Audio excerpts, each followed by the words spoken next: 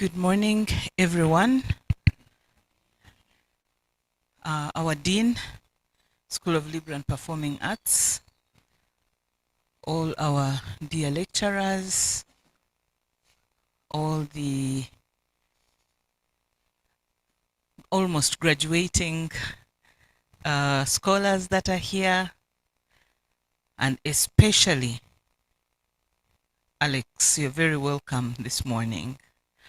Congratulations for coming this far, and we are all looking forward to hearing from you. This morning, your defense is going to be organized in more or less the way that you've seen the others, but I'll go over it so that we are sure that we have our instructions clear. First, I would like to introduce to you the panelists of the day who are here with us. And I would like to start perhaps with, this morning he gave himself a new name, Mr. Bukuku, because he held the gate and allowed us to come in. Dr. Zaid Setito, Dr. William Musamba. Wait for the people, they may not know you, Dr. Musamba. Dr. Katuramu, Dr. Luerekera. I would like to take this honor also to introduce our supervisors for Alex. That's Dr. Edgar Taylor and Dr. Pamela Khanakwa.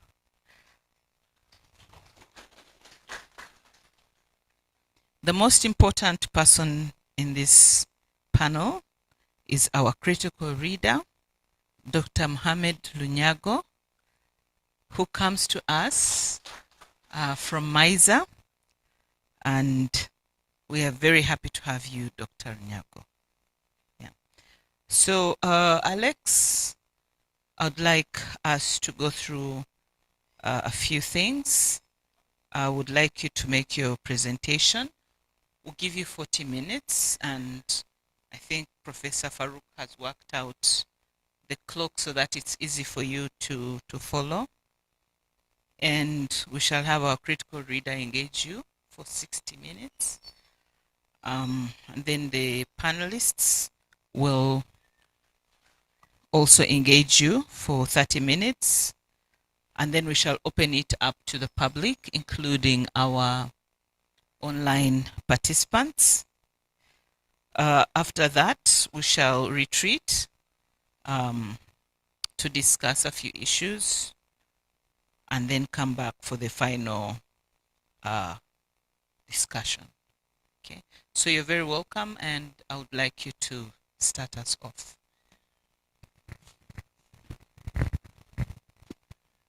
Thank you, Madam Chair. Thank you, everyone present today. Good morning. My name is Ssebaana Alex, a PhD candidate from the Department of History, Archaeology and Heritage Studies. It's indeed a brighter day today. God has given us sunshine, and I think we haven't braved so much like it was in the recent days to have a wet climate. Distinguished professors and doctors present, the audience in the house, plus the audience online, allow me to take you through my PhD project, which is entitled Identity, Family Life and Social Mobility Among Railway Workers in Jinja from 1912 to 1990.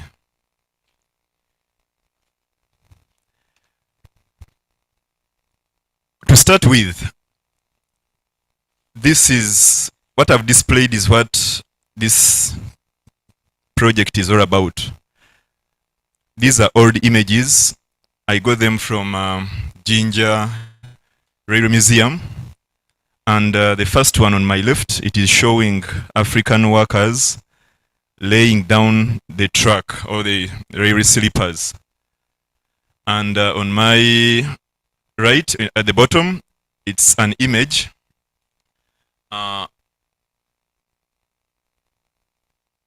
showing the East African railways and harbors workers. Thank you. There is where I'm putting the red mark there. That is the only black man by then who was working with the East African railways and harbors, and this was between 1948 to 1977. So that gives me the introduction of my work. The motivation of this study stems from the debates on railway development between colonial scholars and post-colonial scholars. The likes of Lord Haley and Captain Lugard posted that these railways were constructed to help or to aid development in Africa.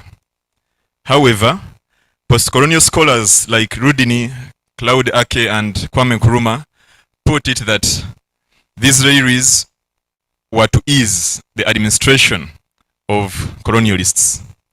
So the debate continues, and from that, this research interrogates the impact of colonial railways on African railway workers and their families, zeroing on identity, family life, and mobility, using Jinja as a case study. I want to look at the impact of this railway from a micro level, from below.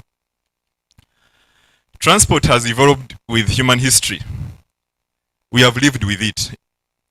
The birth of industrial revolution in Britain led to the industrialization or the motorization of railways. And later, it spread to other continents like we saw in Latin America, in the Caribbean, and later it came to Africa a bit late at the closure of the 19th century. The presence of such infrastructure, we agree, that came with structural transformation or kind of social transformation in societies. That is to say, wherever this infrastructure reached, there grew urban centers, industrialization boomed up, and later we saw settlement also coming up. For the perspective, or for the context of East Africa and Uganda in particular, this infrastructure came to East Africa under the Imperial British East African Company, which was a chartered company then, operating or chartered to operate trade in East African Protectorate.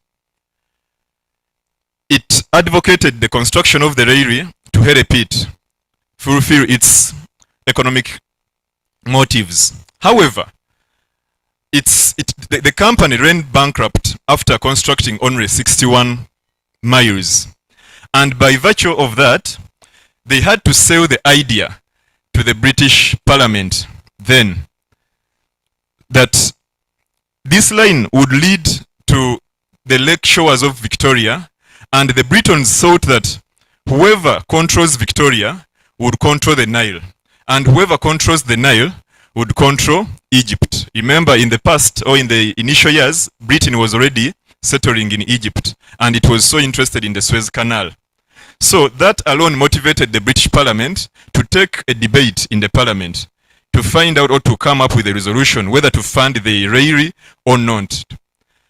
We had more debates coming up. Lord Salisbury debated with the likes of Right Honourable Gentleman and Rob Chair to come up with the Uganda Railway Bill. But later, in 1895, the Uganda Railway Bill was passed, and in 1896, it was started from Mombasa, and in 1902, it reached Port Kisumu. Having reached there, we saw Churchill. By then, Churchill was part of the colonial office. He visited the East African Protectorate to see or to inspect what this railway had brought to the British Protectorate, what the ripple benefit of it. But on his visit, he saw that, or he observed, that much of the traffic that was passing on this railway came from Uganda. And he promised that when he goes back, by virtue of his office, when he goes back, he would advocate for an extension of a railway line in the interior of Uganda. And in 1908, he did fulfill his promise. This line was started, and in 1912, it was opened, and it was named the name the Busoga Railway, which I'm trying to research on today. These maps here show you Jinja here, and the railway lines that developed within Jinja. Then the other one is a map of Busoga showing the railway lines in the entire Busoga. Why am I displaying these maps? I'm trying to capture Jinja, which was not a district then, but a section or a place within the greater Busoga district itself. The problem statement, like I said earlier, that the debates or the contradictions within the construction of this infrastructure leads me to have the problem or to come up with this gap. The construction of railways in non-European societies is surrounded by contradictions, like I earlier mentioned, that the colonial perspective was to the construction of these railways was to benefit Africans. However, when it came to the post-colonial scholars, like Rudina and Nkrumah, for them they said that whatever was constructed was to serve colonial interests. But for the case, to zero down the case of Busoga and Jinja in particular, scholars like Nayenga Batala and Edgar Lunyago have studied some part of this railway infrastructure and how it transformed Busoga. And they came up with, they write that the line or the infrastructure helped in the social and economic transformation of this region through linking it to the global economy. Why am I saying that? The railway was connecting to the Victoria, and from Victoria, lake steamers could connect with Kisumu. Then, these studies I've just mentioned give us the structural impact of these railways. However, for the case of this study, there comes an empirical gap on how workers who worked on this line how they perceived this infrastructure. And I'm looking at the working conditions, the welfare, the mobility, and the changing gender roles within this line. I try to take it from below, not from the macro level. Therefore, this study aims to examine the impact of the railway on former workers' identity, family life, and social mobility among railway workers in Jinja from 1912 to 1990. The general objective of the study was to explore how the railway affected workers' identity, family life, and social mobility in Jinja between 1912 to 1990. From this, I came up with 3 specific objectives. 1, to examine how the development of this railway in Jinja reinforced racial segregation and social hierarchies. The second one was to examine the impact of railway construction and operations on family structures and relationships in Jinja railway communities. Then the third, to analyze the impact of railway development on labor mobilities and its social and economic consequences. The theoretical framework I developed here is anchored on 3 theories, which were modernization theory, dependence theory, and the critical race theory. Under modernization, which was propounded by Americans like Rostow and Lepset in the 1950s and 60s, they put it that development is linear and inevitable. Once it's time for development, you can't shutter it down. However, the colonialists thought that modernizing African societies came with replacement of the traditional structures and systems. That's why they perceived development from the positive angle, leaving out the negative side. And how is this relevant in my work? In Africa, we had ways of movement, and should I call it the traditional way of moving and carrying luggage, where people used to carry it on head and using animal carts. So bringing this infrastructure to Africa was a form of modernization, and they felt like this would ease in the movement of Africans, but also it will help them to fetch and to carry out their mineral resources they wanted to carry out. But the weakness of this theory, it is so much based on Western forms that we only have to adopt Western forms to reach the destined development we desire. And again, with development, members, you can't predict it, whether it will bring the positivity or the negative effects. So there is that room. You can develop, you can put up a road, but people may deny using it. You can open up an industry and it doesn't work like you want it to work. So this brings me to the dependent theory to supplement the modernization. For the dependents, like the scholars like Rudini and Samir Amin, for them they put it that the underdevelopment of the periphery states or the third world is as a result of the core nations, the superior ones. And to them, dependency, they also debated among themselves. They came up with two strands of dependence. There is a strand that takes dependency to be both positive and negative. The likes of the former president of Brazil, that is Fernando Cardoso Henrique, he said that however much dependence is bad, it has some element of positivity because people always share. The interaction comes out with some new knowledge which can help the underdeveloped nations to develop or to benchmark on. But for the likes of Rudini and Andre Ganter, for them they say no, dependence is totally bad. So independence, for these people, they critiqued more of the Western ideas of progress by focusing much on structural consequences. But again, also dependence has its own weaknesses. It feels, the dependent developers feel that whatever is happening in the periphery is caused by the external factors. They don't feel that maybe the periphery can also cause or can hinder development. They feel that whatever is happening is a result of the interaction between the core and the periphery. And again, they perceive dependency, or they perceive the periphery nations to be passive. We may not be ready to work on ourselves, but we just receive. And this takes me to the critical racial theory, which was propounded by the Americans still in the 1970s and 80s, the likes of Derek Bell and Richard Delgado. For them, they put it that race is a social construct. And in my work, since I'm dealing with identity, race, family life, within my work, you see that race is a social construct that was embedded in institutional systems. That's why the colonialists, the Britons then, used much of, to give you a job, they looked at your identity. Who are you?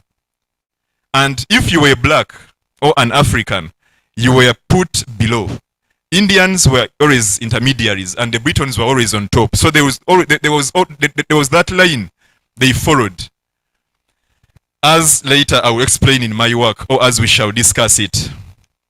Methodologically, this work and this study, I used the historical research design, borrowing on leaning to the qualitative approach that examined personal narratives and accounts, like Vansina put it. The study area, like I earlier mentioned, or like I earlier displayed the maps, was Jinja. And within Jinja, I visited places like Mutai, Kakindu, Buwenge, Namaganda, Namuwenda. However, I also moved outside Jinja because these workers were not, as they retired, they moved back to their ancestral homes or they had bought land outside Jinja. So I had to reach even areas like Namasagali. Yeah. The study population, this study based more on Kenya-Uganda railway workers, former Kenya-Uganda railway workers, East African railways and harbour workers, and Uganda Railway Corporation. Why? Like this image portrays it. The railway was governed or was administered in 3 different stages. At first it was Uganda Railway. Then later, in 1929 to 1948, it became Kenya, Uganda Railways and Harbours. Then from 1948 to 1977, it became the East African Railways and Harbors after the amalgamation of the 3 East African states. So these 3 organizations governed the same line or the same railways differently. And that's why it takes me back to why I chose Kenya Uganda Railway Workers. Okay, the former employees. The sample size and sample selection was based on purposive sampling. Like I said, I only looked at those former workers and their families. Specifically looking at those people who worked as artisans, gangs, mechanics, and the likes. Data collection methods. Data was collected through archival method, whereby I visited the Uganda National Archives and the Makerere University Library Archives. Here I was looking at files containing information of railway workers' recruitments, how these workers were accommodated, how they were compensated, whether they got gratuities, what contracts did they sign. Then later, I corroborated this information with oral interviews by visiting former workers and their family members to give me an in-depth analysis or understanding of this type of work. Data was later thematically analyzed, coming up with the most emerging themes in my findings that later helped me to build on my chapters. All ethical considerations, I tried to fulfill them and to maintain them, whereby workers, all workers and former workers I interviewed, I explained to them the intention of this study. I gave them consent forms, which they signed. I made sure that their identity is not known. That was through confidentiality, and their names, I didn't use them in this work. I used pseudonyms. Yes, work or this type of work can't go without challenges. I faced challenges too. While I visited the archives, both at Makerere and, first of all at Makerere, some of the information I was looking for in the Makerere University archives, I didn't find it, and this led me to go to the Uganda National Archives. But still, you know, archives are kind of old materials. I found out that some of the information had blotted ink or faded ink, and some of the files were classified. I couldn't access them, and some even had missing information. You find a file, but as you open it, it's blank. There is nothing. Then, also when it came to reaching out my respondents, like I said earlier on, I thought I would stop only in Jinja. But reaching Jinja, I came to understand that, or to know, that these workers had migrated. So I had to trace them to their settlements. That's why I had to reach areas 60 kilometers away from Jinja. Even sometimes I could go to 100 kilometers. But good enough, thanks to GEDA, they had availed some financial support. Indeed, it did a great job. From here, members, allow me to take you through the research findings of this work. Like I said, having reached the field, the information I got, I analyzed it, and I came up with themes. And this was the first theme that came from the first objective. Like the first objective was to examine how the development of the railway in Jinja reinforced racial segregation. And here I came up with railway and race, the intersection of nationality, identity, and power within the Kenya-Uganda Railway and East African Railway and Harbors between 1912 and 1950. Here the main argument is that within the railway service, there was a representation of power structures with national and racial hierarchies ingrained in hiring processes and procedures, pay scales, working conditions, and the likes. I have operational definitions. Race here is a social construct categorizing or distinguishing individuals based on their physical appearance. Then nationality is a person's legal affiliation with the nation state. Like I can say I'm a Ugandan, The other one may be a Sudani or a Rwandi. Then identity is the way people or individuals perceive themselves or how they are perceived. Excuse me. Visiting the archives, I came across this information that cements the argument that within Rayleigh works we had identity and racialization. Mr. Cooper, the former secretary, sorry, the chief secretary, put it that the Jinja and Bulamuti line should be worked on by Nilotic labor, because Nilotic labor was taken to do a better day's work, and the Bantu were deemed to be frequently excusing themselves to visit their homes, and they preferred to feed on food, prepare their local dishes. So with this quotation shows us that yes, within the radio hierarchy, Britons were always on top and Indians the intermediaries, but within also the Africans we had racialization whereby the railway authorities preferred to work with Nilotics instead of Bantu. But again, within the subsequent on my right, or the subsequent quotation, it shows you that in 1928 the intended plan failed because there was an outbreak of sleeping sickness in the West Nile region, and this made the British and the entire Rayleigh administrators to fall back to the people, to the group of people they initially didn't want to work with, as explained or as portrayed on my slide there. Then again, this image here shows you the racialization within the Rayleigh authorities. First and second class booking offices only.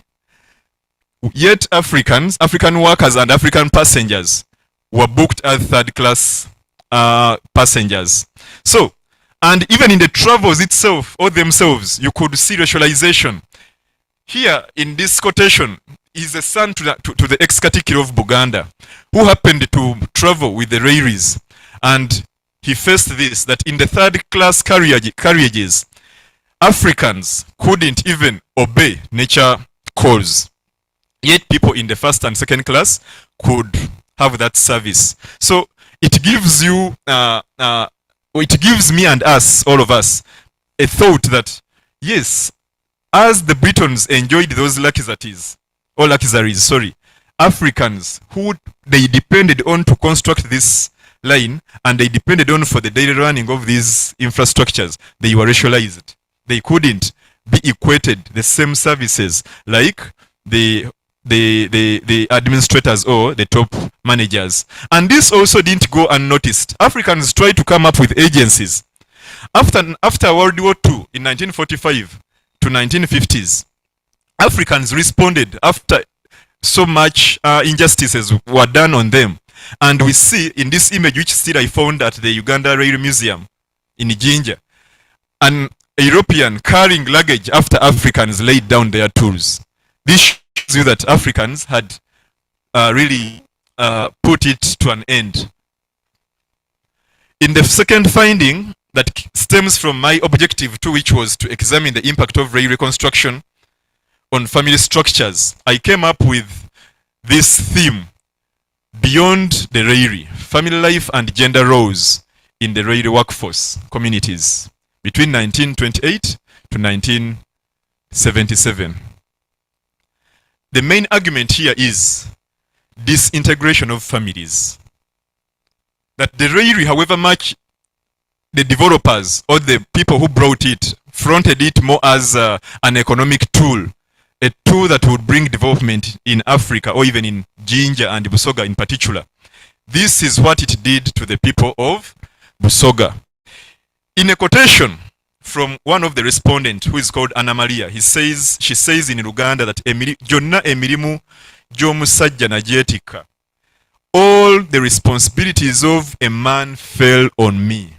And this was indeed corroborated with archival information which I got from the Discom in the Uganda National Archive, an information from the District Commission of West Nile. He wrote that Pikele, who was the wife to Okero, and Nim Arach, wife to Adeba, they complained, or they reached his office complaining that their husbands had been away from home for the last 2 years. No support has been sent to them. They have never returned to their husbands, and they thought if no intervention was done, they thought to remarry. So just imagine, Africans went to work and they neglected their families. Yes, the Britons, for them, they fulfilled their wishes. But for the African man, or for the African men, this is what they went through. And their wives, or it explains all what family faced in the absence of the husbands. And also men had their recounts. The other one is was the women recount, and this is the men recount. Baguma, who happens also to be a railway worker in 1972, was recruited and he was working on the Jinja pier. However, later he was transferred to Nairobi for a refresher course. Upon reaching Nairobi and finishing his course, he was taken to Mwanza. While there in 1977, that's when the collapse of the East African community happened. He happened to come back home. On reaching home, he found that his wife, a mother of two, had misbehaved, if I'm to call it that way, with one of his relatives, and they had got children. Indeed, this is what, in my work, people who got chance to read it, Baguma felt like they should separate with the wife if it wasn't for the intervention of the parents. Lucky enough, as I was interviewing Baguma, he's happily married with his wife, but remember, the wife had got children who weren't for Baguma in the time Baguma wasn't there. And Busi, another gentleman I interviewed, a father of 42, for him, he says, it shouldn't be, isn't proud. He's not proud of his actions. But he says that if it wasn't for the activities of the Rairi authorities, thank you, for the activities of the Rairi authorities, who didn't allow them move with their families, he wouldn't have amassed or harvested all these kids. But like you read it, they had nothing to do. And this is what, to them, he labels it that the the Britons were minded more about labor efficiency and productivity. That's why labor was camped to do or to be away from their homes, to concentrate on production, but later they've neglected the human side of, or the human effect side of men and maybe families. And that's why later these men got mistresses and the harvest you have seen. Excuse me.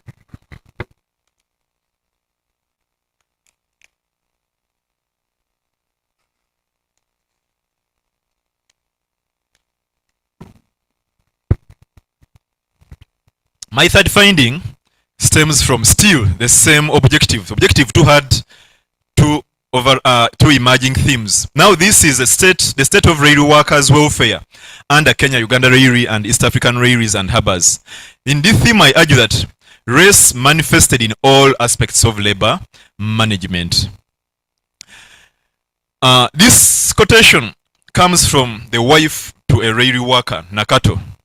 She was challenging the duties. Within railway work, they had the duties. So they had their work was in should I call it in shifts. Work started at 3 a.m. in the morning, and that's the time all of us, I think, are enjoying sleep. 3 a.m. and the first shift could end at 11 a.m. Then, thank you. Then the second shift could start at 11 a.m. to 8 p.m. And she was complaining on this, that this is when men and people interact in societies. Men, I think, who are here, this is the time we go to our colleagues, either to enjoy football, those of you who drink beer and marua, that's the time they take. Then another shift could start from 8 p.m. to 3 a.m. And again, she says, The time, first of all, in the night, it was insecure. It caused insecurity. And again, it deprived men and family men and their wives the chance to interact with their children, the chance to interact with their colleagues in society. However, allow me to take you to one of the most interesting quotations for workers' gratuities. In this, a gentleman called Walusimbi Allen was complaining to, petitioned the labor commissioner that because of sickness of one of the family members, he thought to retire and he was asking for his gratuities. That was a quotation of 1939. He was asking for gratuities to go and attend to a sick family member. However, he didn't receive this gratuity and he complained still that how come Mr. Manga, the ex-station master at Kaworo, for him he had received gratuity after 16 years of service.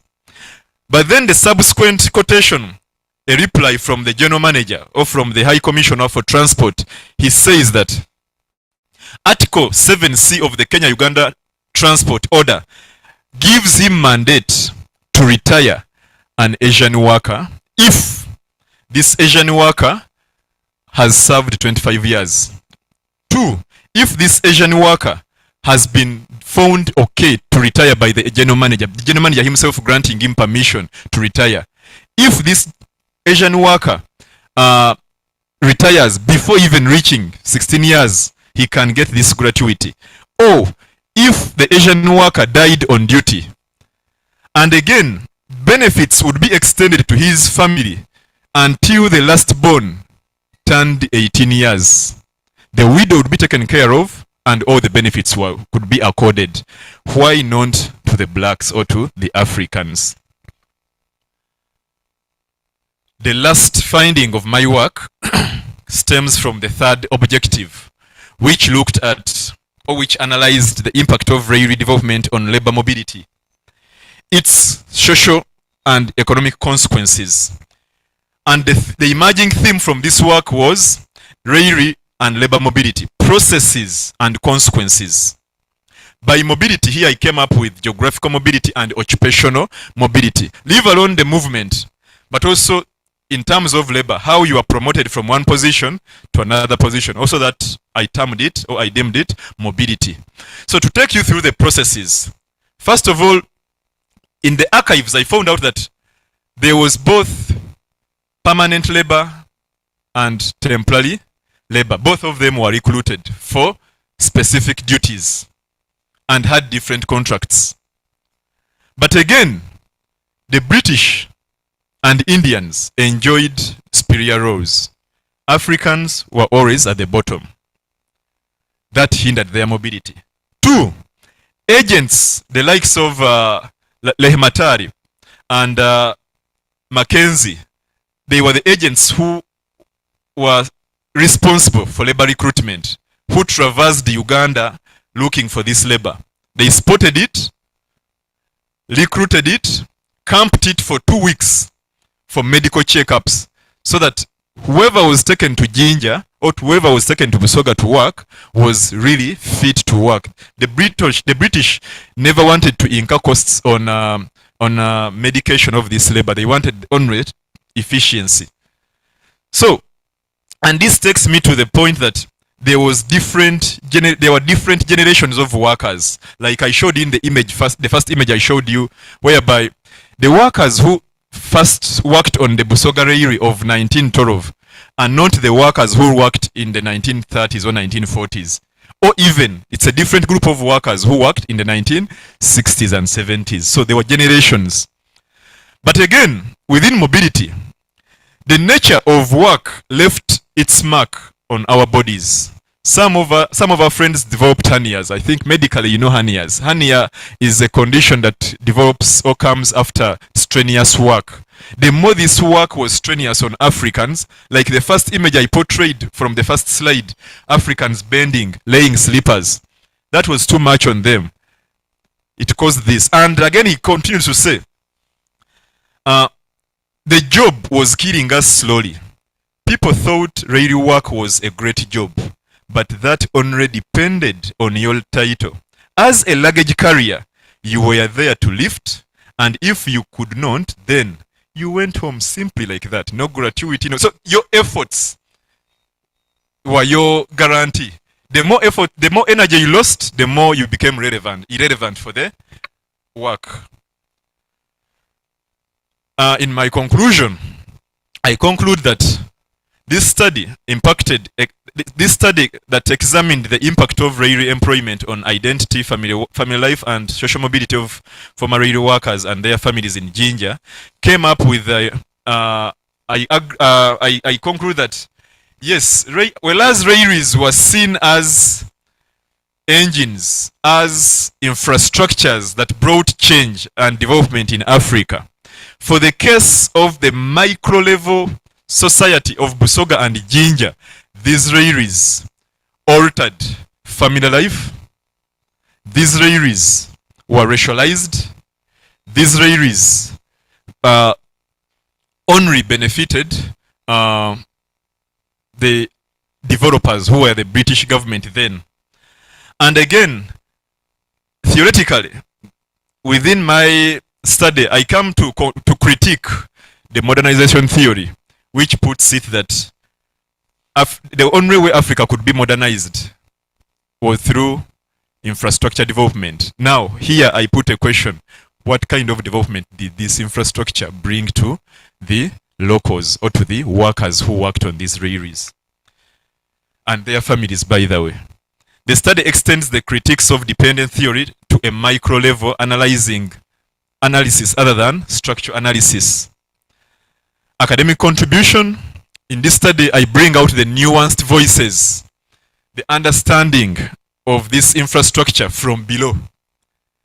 Because earlier scholars have been writing from the macro level, how this infrastructure brought development, how this infrastructure brought economic changes, but they neglected looking at the people who really struggled, who really sweat to see that this infrastructure stood. So in this work, I contribute, or I bring out those voices of those workers who really labored to see that this infrastructure became what it is today. This study also contributes to the broader scholarship that critically re-examines social colonial infrastructures in Africa by offering a grounded, former worker-centered analysis of Uganda Railway in Jinja, Busoga. It demonstrates, like I said, voices from below. The future research in this work, of course I can't say that all I did, but I have left some gaps whereby the future scholars should pay attention to the role of women in colonial and post-colonial railway economies. There is still a significant deficit or gap on how women perceived railway life more generally. Even though in this work, I have tried to give them a section or give women a section, but still there remains something someone can come to feel. Yeah. How women, particularly the wives of former railway workers, how this line impacted on them. Someone can do a broader study on that, only on that. Then future studies also should pay attention to labor organizations across various African railways, putting much emphasis on how independent governments either maintained or destroyed these colonial exploiting institutions or infrastructures. Policy recommendations, oral narratives and testimonies from railway workers and their families should be archived and used to shape community welfare programs, especially those aimed at widows, single mothers, and the descendants of railway workers. Those people are there struggling. No one knows about them. And one of them told me that if I didn't go there, no one was bothered, because at the union, they are not bothered at all. They always go there, but they are always chased away. As Uganda now is constructing the standard gauge railway, it should prioritize railway exhibitions, storytelling initiatives, and intergenerational dialogues to help in healing the social rifts the railway works and duties created. Allow me, Chair, to stop there. The acknowledgement will come as my last slide. Thank you very much for your audience.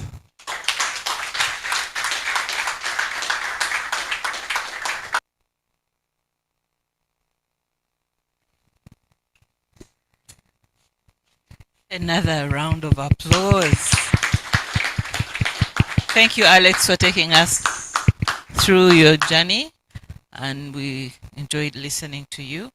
But allow me now to invite our critical reader to engage you. You're very, very welcome, Dr. Nyago.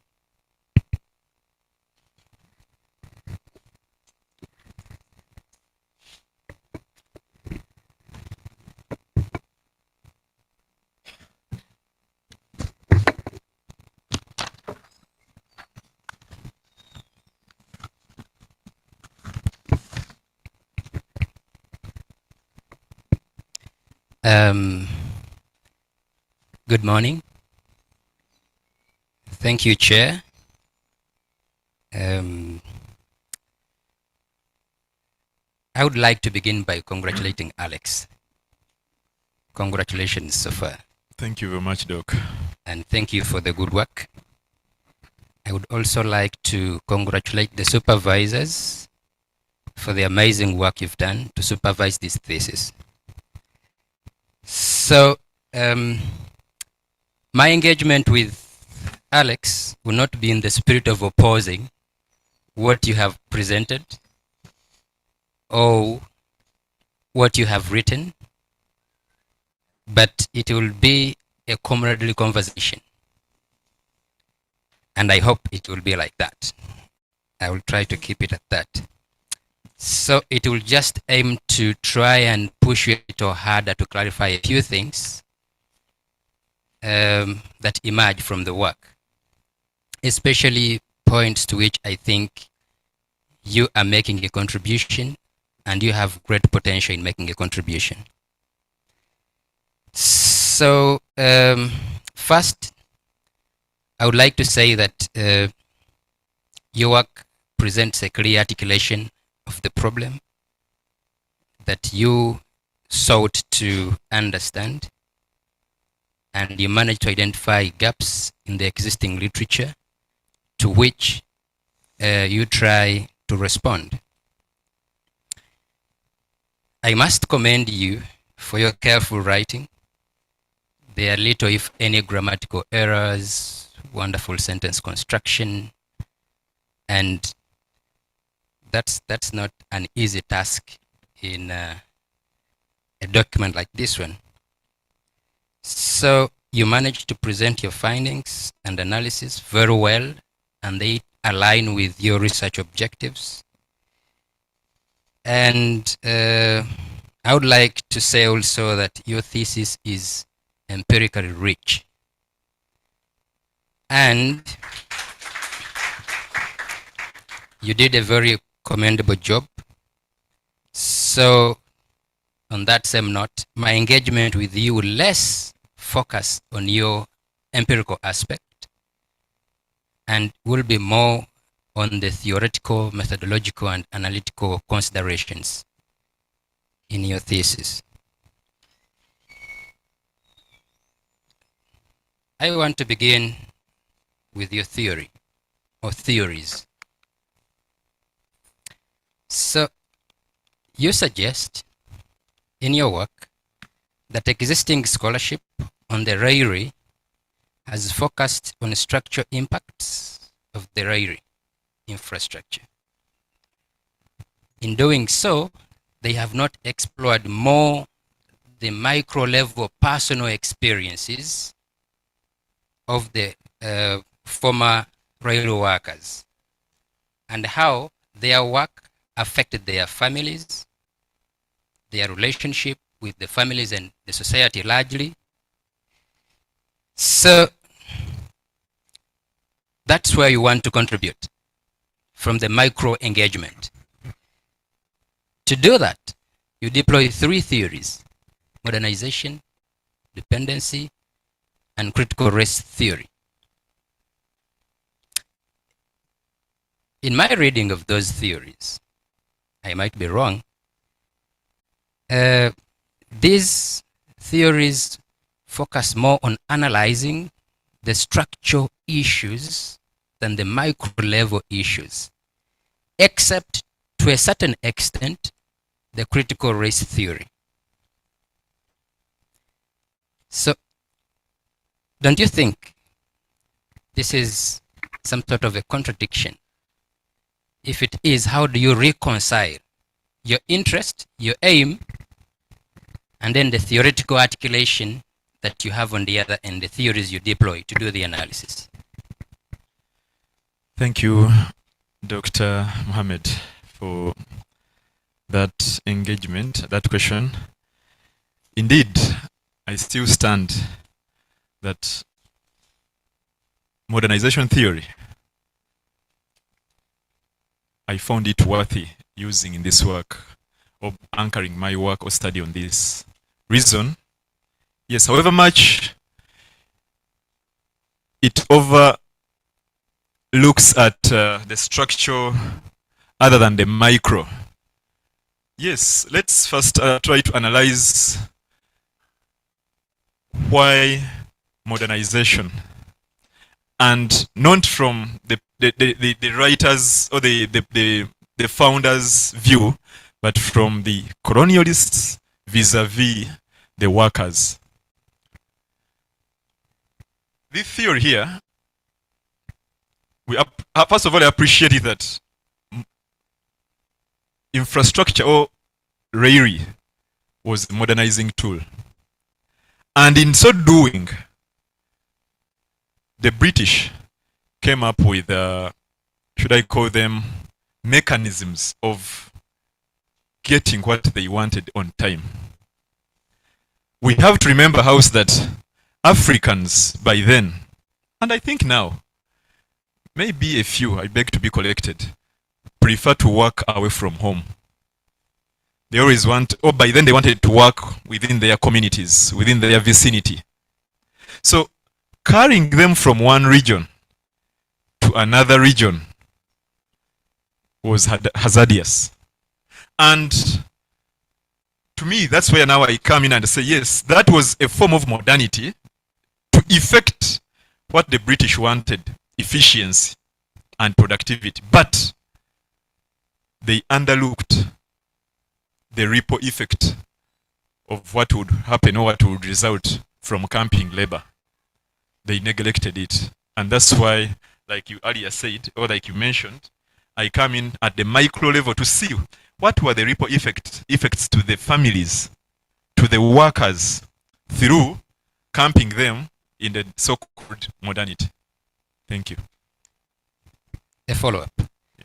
So, did you come across any other theories that try to sort of engage relations at the micro level beyond the structure? Well, at first I wanted to, even I used the hegemony theory of Gramsci to see how power is ingrained in society, in systems. But then later, I saw, after further readings, I dropped it. And that's how I came up to the two, dependency and modernization, then later supplemented by critical race. But in hegemony, yeah, we see that, of course, the power is from top to bottom. We are there to follow. Africans were there to follow whatever the administrators or the masters wanted, and they had no say. And again, I also wanted to use there is another theory of something to do with surplus, but labor surplus, but again, it wasn't fitting well, because who was taking Africans as surplus? Were Africans seeing themselves as surplus? No. So, to me, I still stand that the two, modernization and dependency, fit for this study. Okay. Maybe we'll come back to that at a later stage. Okay. So,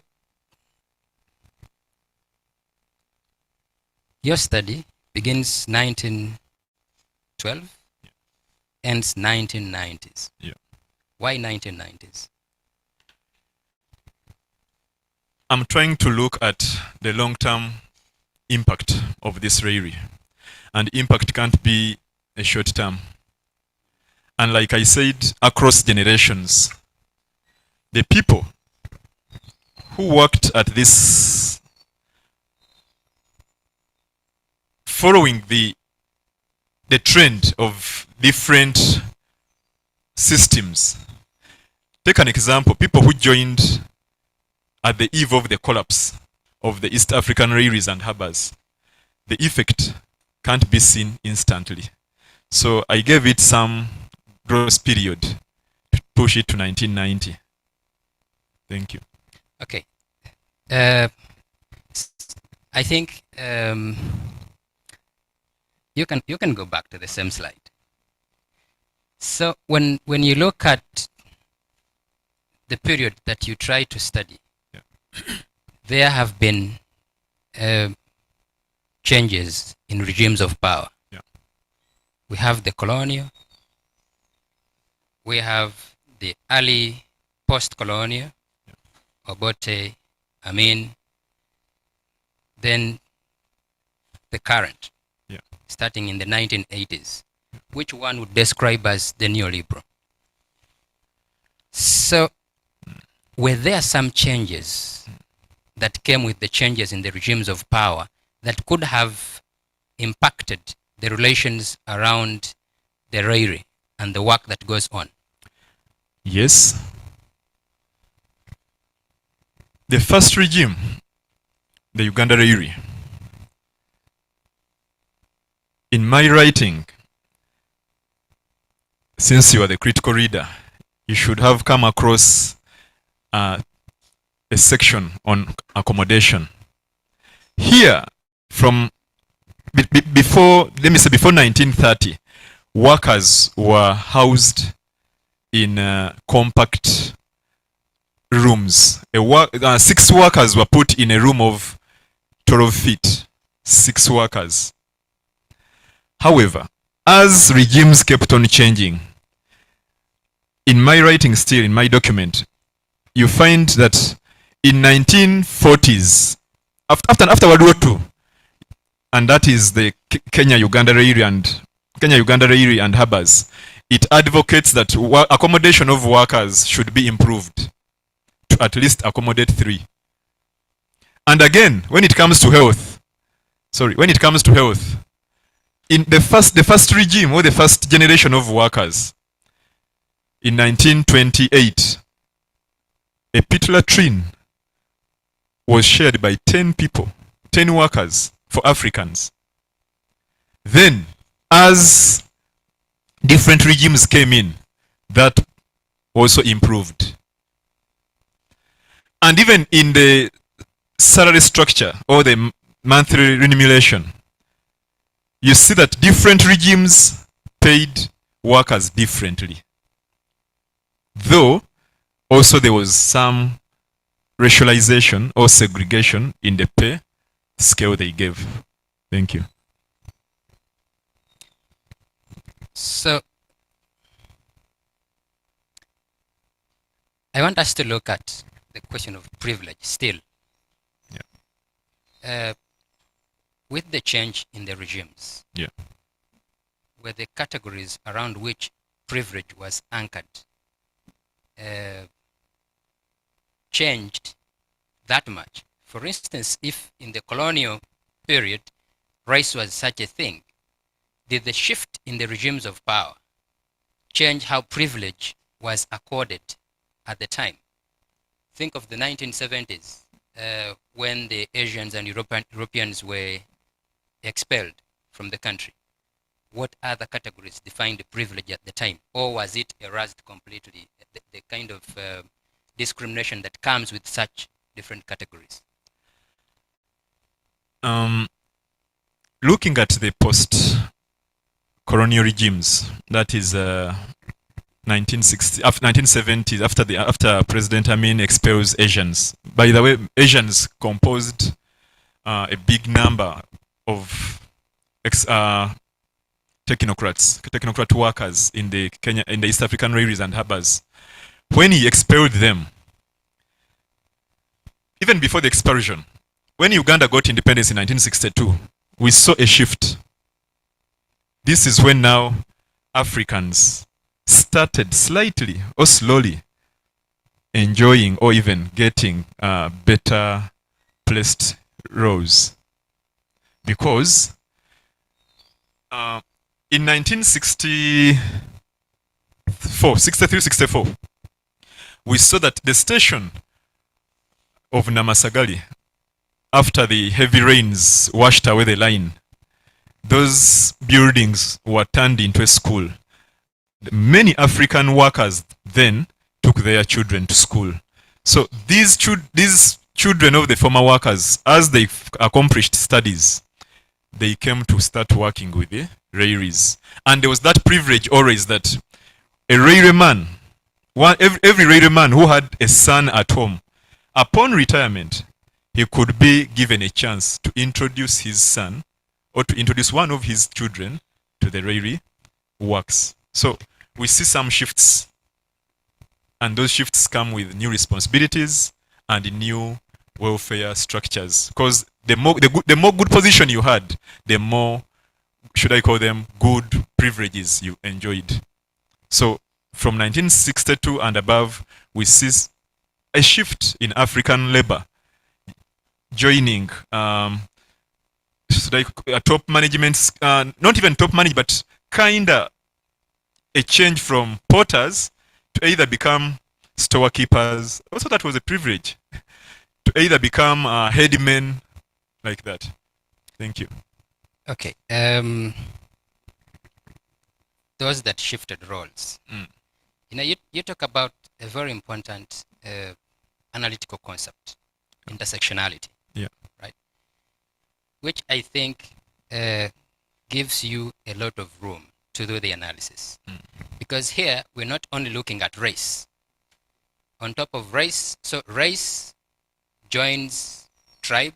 You were talking about racialization, when I actually thought that was more of tribalization, the preference of the Luo over the Bantu. It had more to do with tribalization than racialization.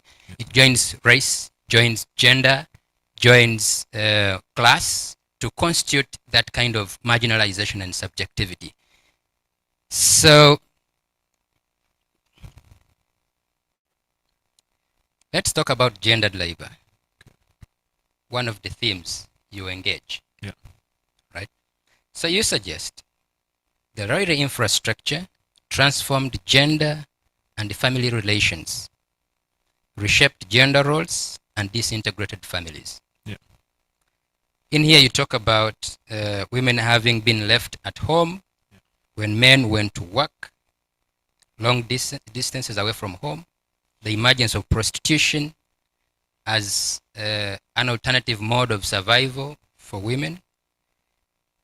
So, and then you suggest that men, quote unquote, neglected families. I want us to read a quote that you read yourself on page 114, which is a narrative by Busi.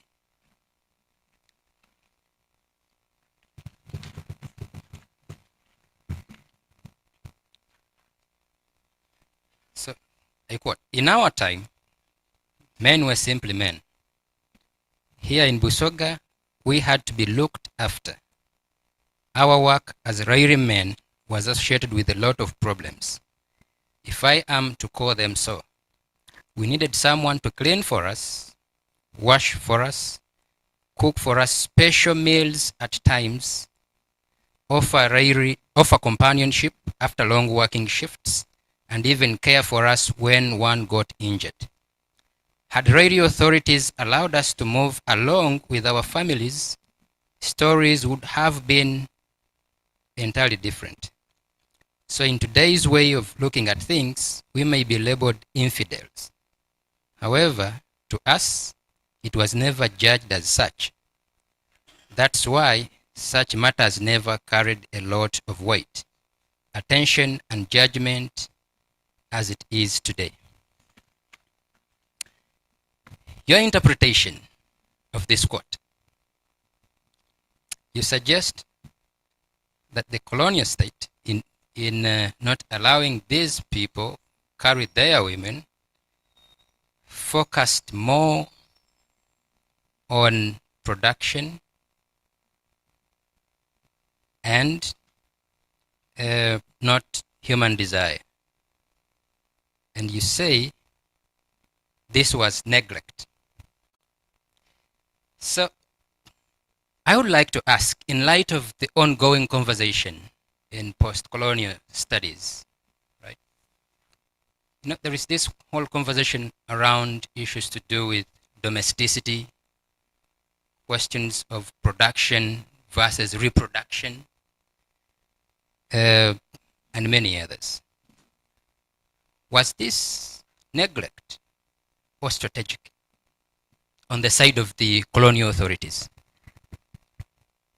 On the side of colonial authorities, it was a strategic move. They intended that. Why? They thought labor or Africans do better when they are not, should I say, tampered with, they're not interfered with. Put an African man aside, give instructions, and they will deliver. If they continue staying with families, family may intervene, may kind of distort or disturb the productivity or the rhythm of work. Yeah, that was the colonial mind. And since they wanted productivity and results, that's why they introduced camping of this labor in a form of modernity. Yeah, camping it. It was new to Africans. They weren't used to camping. And that's why we see the results later that we shall discuss. Thank you. You know, this question takes me back to the question on theory. Yeah. Because I was asking, so how do you make sense of some of these micro relations that happen that are not so much to do with, well, of course they are, but to understand the nuances from below, as you suggest. Because this quote is so packed. It is packed and needed unpacking, and you needed tools to be able to reflect on it. When you read some work in gender feminist circles on the question of social reproduction, where the suggestion is that what the colonial state did was to say, okay, we need to split the domestic from the public domain. And this, some people say, the separation had to be biological. Let women be stationed at home, let men come and work, right? The reason, perhaps you, as you suggest, was that, okay, men have to be productive away from their families, disturbances. Ideally, that would mean the colonial state was more interested in extracting surplus labor from these workers. Yeah. But that wasn't the entire story. The other part of the story is that the colonial state knew what you're paying these laborers is not enough to reproduce them and their families. On top of them coming to join you and work and then take off part of your time. You need another constituency that is going to reproduce you and your family, reduce some of the burden and the pressure. That has to be women. But the work they're doing actually has to be rendered valueless. What you're doing in the home doesn't count as part of the production work that is happening on the railway infrastructure. And, but mind you, these people still have to be reproduced. When you look at the quote, we need to be cooked for, we need some intimate pleasure, we need someone to wash for us. This doesn't count as part of the production process, but actually when it is for some of these people to wake up, be able to go and work the following day without having a lot of stress. Of course, they have stress, the pay is not enough and all of that, but the other one would add more of a burden. So that's how prostitution emerges. Yeah. And perhaps the less criminalization at the time, because it was trying to reduce the pressure of the colonial state to reproduce these workers. So I thought perhaps you needed to think with some of the scholars that go into the granulars of some of these relations that perhaps could help in making more of a contribution to this in the conversation on the debates that you try to engage and all of that. So that's not a question. That's more of a comment because this is not something that you have engaged, perhaps. One other question. So you suggest, building on the previous, the colonial Rairi infrastructure transformed the relations, family relations, Yeah. gender relations, and perhaps labor relations. Yeah. So, but then you do not tell us what these relations were before the colonial infrastructure or even the colonial project as such. Was it intentional to ignore literature on gender, family, labor before the colonial Rairi infrastructure? That's more or less pre-colonial literature. How were the relations before they were transformed? Because you're telling us how relations were transformed, but not what was transformed. Indeed, I might not have engaged with literature that tells us more about this transformation before. And I'm going to engage with that. However, still, you know, African men or African societies took men as breadwinners, took men as security providers. And once you take them away, you expose the family, the people you have left behind, the wife and the children.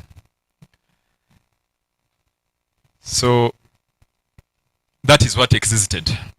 And the colonialists came with that in their mind. Let's take them away. Of course, they have dismantled the other. But like you hinted earlier, that as they took them to these camps, there are some inevitable consequences that came later. And that's what, to me, I called the ripple effects of this modernization. Yes, they knew, by the way, that whatever was happening in these rural societies and these towns, they knew that these men and women, urban women, Louis White calls them urban women, they engaged in so-called border-to-border trade, which was prostitution. But the Europeans, if they had stopped that, that meant that even the gentlemen who were working would have stopped working. Yeah. If they curtailed that, they would not be productive. So they left them to do whatever they wanted to do in their private time after work, so long as the next morning they are productive. The colonialists never put measures for these people to be cleaned for, to be washed for, to be cooked for. They only provided a food ration, which these people ate at work. But when they go back home, just imagine after a long day of bending, lifting this and that, and you reach home and just sleep in your hut and your room alone. So they knew what happened home. That these people had, and it was timely. They had, should I call them, female counterparts who who relieved this stress, work-related stress from them. Yeah. And if, however much, by the way, these women weren't catered for by the colonialists, they were never employed. But the service they gave made them thrive. They continued existing in these camps and urban centers where these men used to gather in the evenings. Thank you.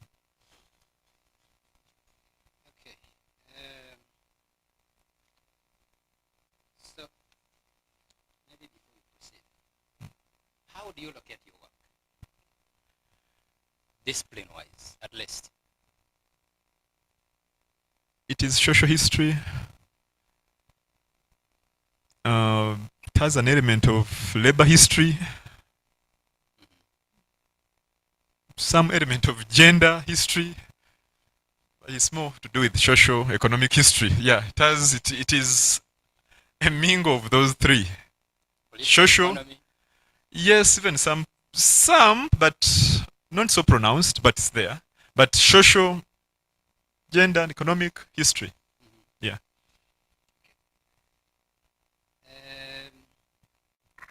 Let's go to identity, one of your themes that you engage all through the thesis.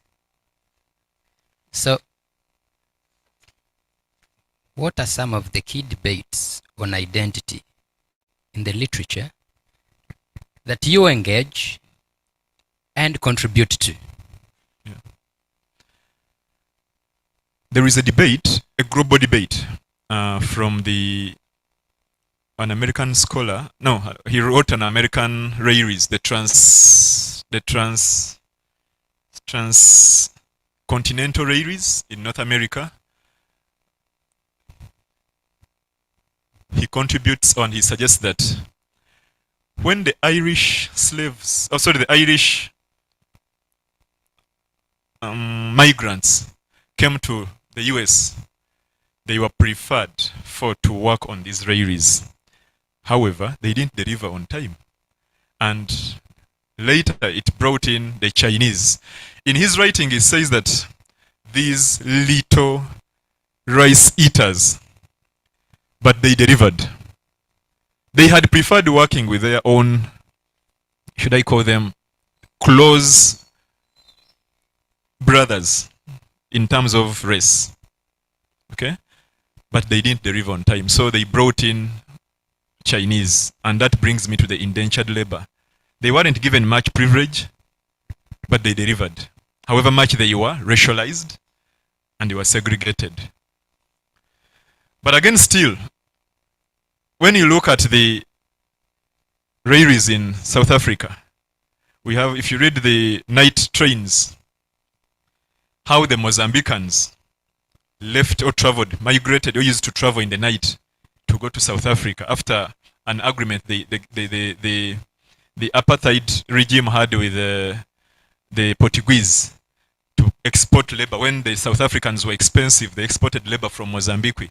So it shows you that, yes, the element of identity, however much, it was there.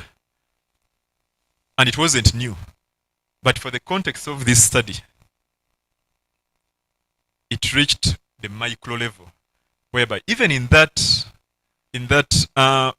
with those labor preferences, we would have said maybe the Britons or the colonizers wanted to work with Africans. But they go an extra inch to say, no, we have a group of Africans, but let's cluster them. We prefer to work with this. So I think that is my entry point to do with identity. I think you're limiting your contribution to the really infrastructure debates on the railway. But I think you have an opportunity actually to contribute to broader debates on identity. One of those actually, you've just talked about gender. Gender is a long time debate. There are multiple debates on gender as an identity category.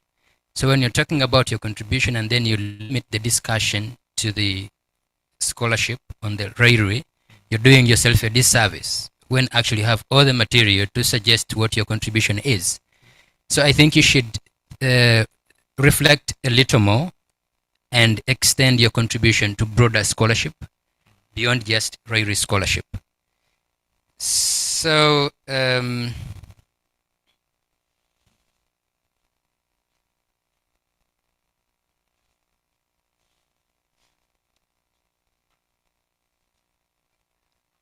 let's talk about the question of agency as one of the key things that you try to foreground in your work. So you speak to issues of resistance and uprisings or strikes that happen at least in the 1940s against the poor working conditions and an unfair treatment. So, but I think you give us so little on such an important issue, right?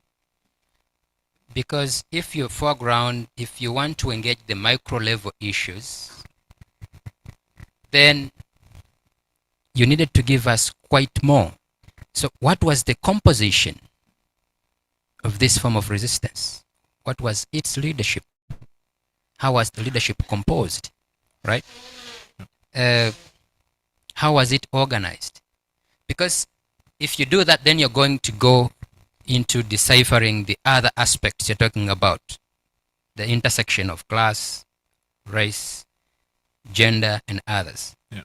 Were the people that were at the forefront of the strikes and uprisings only those that had assumed some higher level, maybe mid-level jobs, or it also involved the low-level employees, especially the hard laborers. Yeah.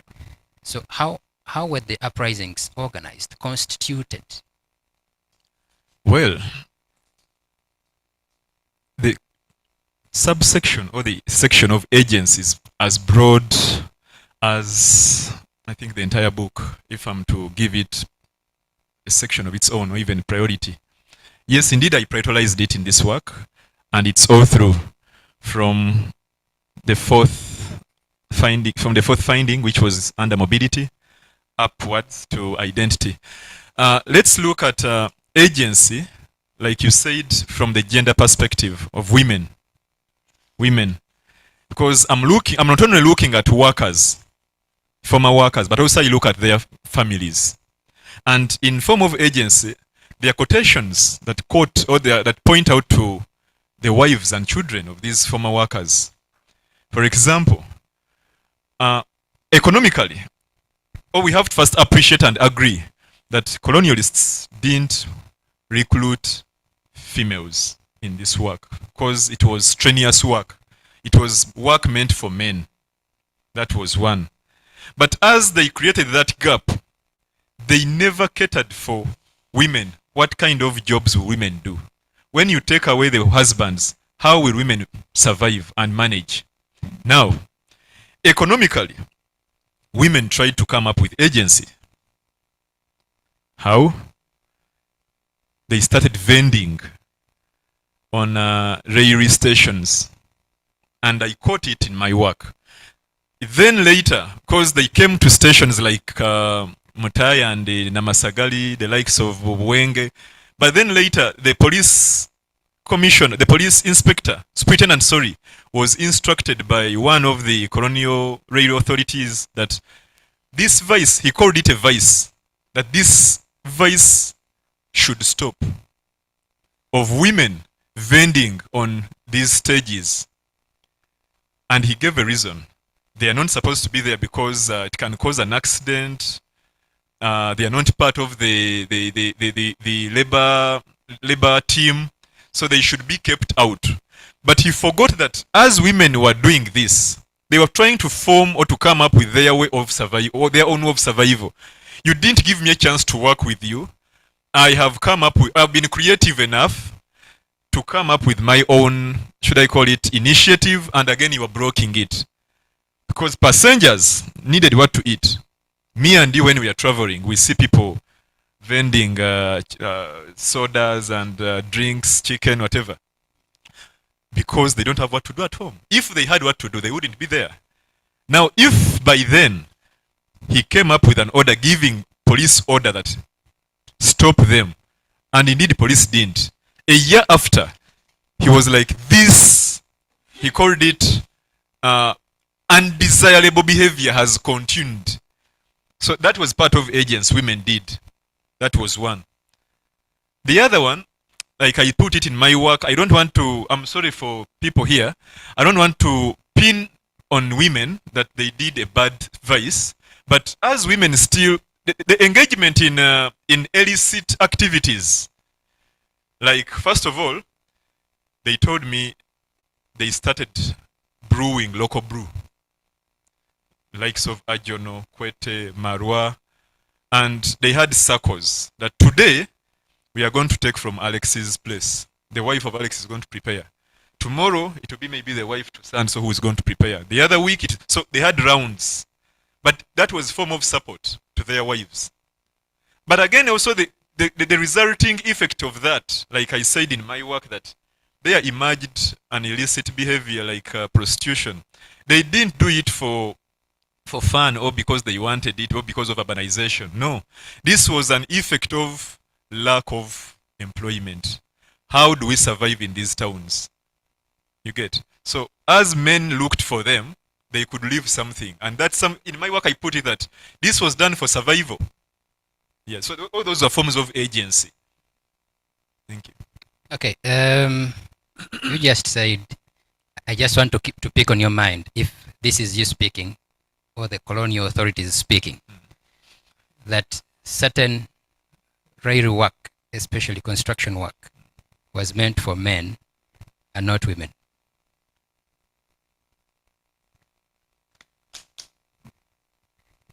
Yeah, looking at, I engaged with rail workers and I asked them the type of work they did. Looking at this image, it looks simple because as if they're just bending. But if you look at these metallic or steel slippers here, where I'm putting the red, these are heavy materials which women can't carry. Really? Yeah. Yes, that's what they told me. And, I may look small. I may look small and tiny. But naturally or biologically, my bones are stronger than maybe if I point at my sister here down behind me. So there is that strenuous work a man can lift a load of like the cotton barrels they used to lift 100+ kilograms. A woman may not do that. So haven't you seen a woman lift an 100-kilogram sack? Yeah, today I have seen grain? some. Yes, I've seen some, but it wasn't often then. Well, I hope you're not falling into biological determinism here, which the colonial state relied on to construct these very stereotypes, right? Because even there are men that cannot lift that thing. True, but allow me, doctor, to mention this. I did mention that these men weren't just landed on. In my processes, if you remember my last chapter, there were processes and consequences. So within the process of recruiting labor, first of all, the likes of Lahematari and Mackenzie, who were contracted to recruit or to support labor, they looked for, first of all, able men, bodied men. They could come to a village, even they could announce, and even they could, at first they could look for people who hadn't paid taxes to come and engage with this work. But the bodied ones, not the the Mukasas here, no, but people who were bodied, okay? And those who were bodied were the ones who were taken for this work. Indeed, there are some biological restrictions, like you said. Women are mothers. Some of them are breastfeeding. Women have, should I call it, biological problems they always face. Yet men don't face that. But again, they weren't in the circle of paying these taxes. The taxes were for men. So they created a system and they created who to take. Yeah. Okay. I still think you need, maybe you don't need to. But that line of argument is quite tricky, especially because even when you talk about, well, they were looking for able able-bodied men and not able-bodied women, right? That already becomes a problem. So our discussion earlier of, these women had to reproduce the men. Yeah. We have to find all reasons to make you stay in that domain that we have constructed for you as not part of the empire, when actually it is. If you said, okay, all women that are able-bodied should come, you will see a whole bunch of them coming out to say, I can, and they really can. Right? Yeah. So here, I don't think it was about biology, but yeah.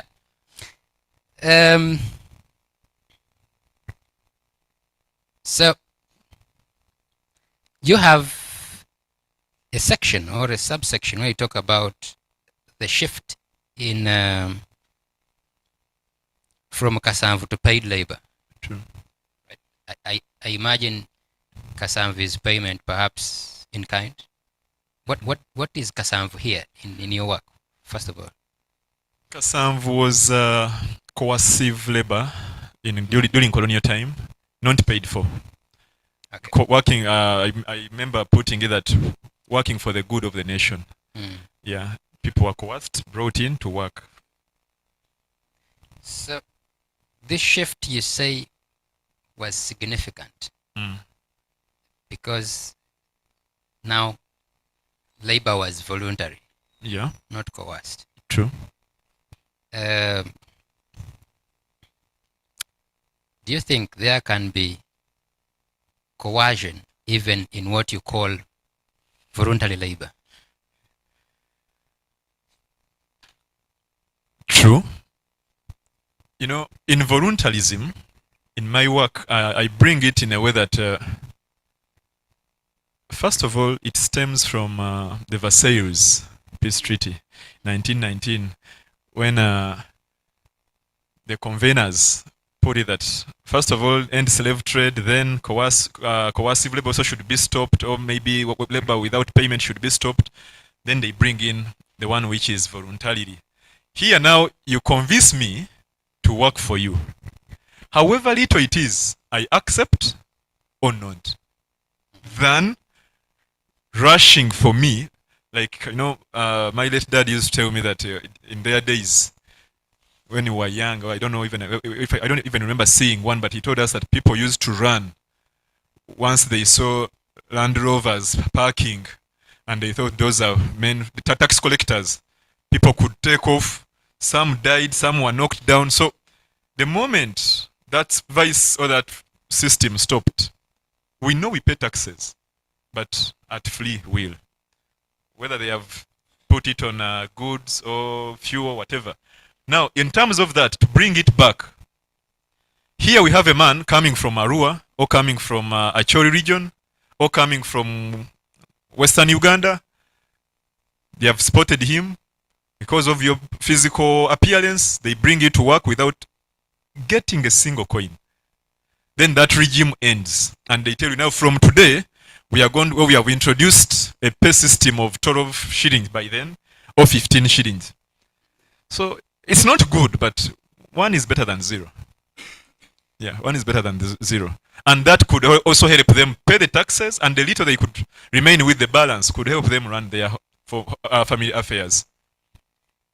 Have you heard of extra economic coercion? Yeah. And, Noam Chomsky has this notion of coercion through consent.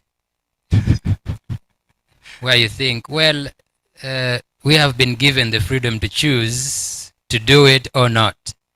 When actually they first put you in a position where you cannot choose not to do. Think of taxes. You have been given a huge burden. You have to pay taxes. Yeah. Things are getting expensive. Many of these people had been dispossessed of their means of survival, like, say, land. And then someone saying, well, now you have a choice to make whether to come and participate in this paid labor or not. Yeah. Right? So anyway, how many minutes do we have? Okay. So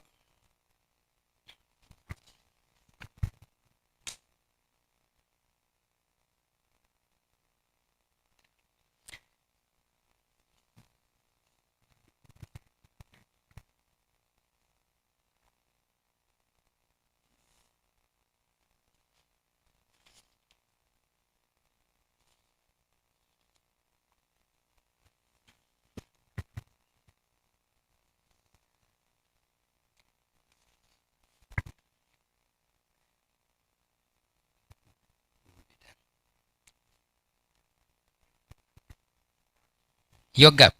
Is your gap empirical? Is your gap conceptual? Is your gap theoretical? Is your gap methodological? Here I'm asking about your contribution. There is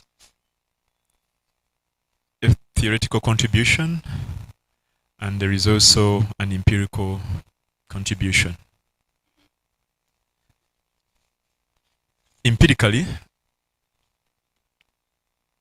like I mentioned in my problem statement, I looked at the voices from below. People write, or earlier scholars have been writing in a general form, RAIRIs for development, RAIRIs for economic growth, like that. They neglect the workers and their families who labored, who sacrificed for this infrastructure. Just like I read the Tazala, Jamie Mason puts it that the constructors or people who worked on the Tazala line thought, because this is a line that was constructed in Tanzania by the Chinese government after World Bank failed to give Tanzania that loan, MIF failed to give it a loan. But he says that these workers were promised that their names will be written all over. They will be remembered for this work. Then towards the end of one of the chapter, one of the former workers puts it that he goes to a hospital and no one recognizes him. He introduces himself, I'm so a former Tazara worker. No one is bothered. And he felt like they were duped. People are enjoying an infrastructure. For him, he lost his energy on. So here now I come in to bridge that gap. I'm like, okay, look, the Uganda Rail is there. The Busoga Rail is there. But how about these people down below who labored, who lost even, some of them even lost their identity, adopted new names, not their traditional names or their ancestral names. So that is one of the contribution I make. And the other one, on the theoretical one, like I said, modernization neglects the negative consequence of modernity. And here we are looking at some of those negative consequences that resulted from this infrastructure. And again, it looks also, one of its weaknesses, it doesn't predict the outcomes. And here now I give you the outcomes. Yes, it was purported as modern, as something that will bring, an infrastructure that will bring transformation. But what type of transformation did it bring to these, apart from the community? How about the workers? What kind of transformation did they get? Thank you. So, do your empirical findings, those voices that are not privileged in existing scholarship, help you nuancing, say, the modernization theory? And how? Yeah. Now we can have the two sides. Let's look at modernity from the positivist way, and let's also now look at, let's also emphasize and critique this modernity. Do they give us a different picture of modernity?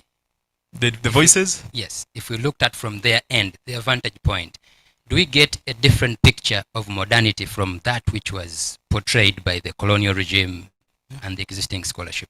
True. Have you heard of the concept multiple modernities? Not really. Maybe you should look it out. It may help you in, because it's not just about what the theories do to your work, but what your work also does to the theories, right? And it might be important to think that way. Some people are saying, well, if you go by just saying modernity, modernity, modernity, you're not escaping the Eurocentric assumption and understanding of development, transformation, unless we think through and think with other understandings and notions of development, transformation, and modernities, not just modernity as one. Then we may not be able to think about emancipation of those that are already marginalized, especially in the post-colonial context. And now, especially in the neoliberal post-colonial context, where things are a bit becoming more messy than they were back then. So, on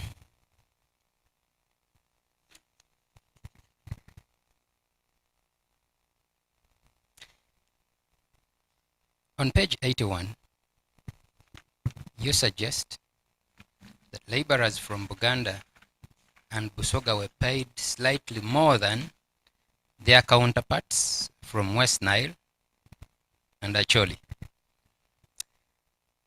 And you suggest that the colonial authorities wanted to deal with skepticism and competition.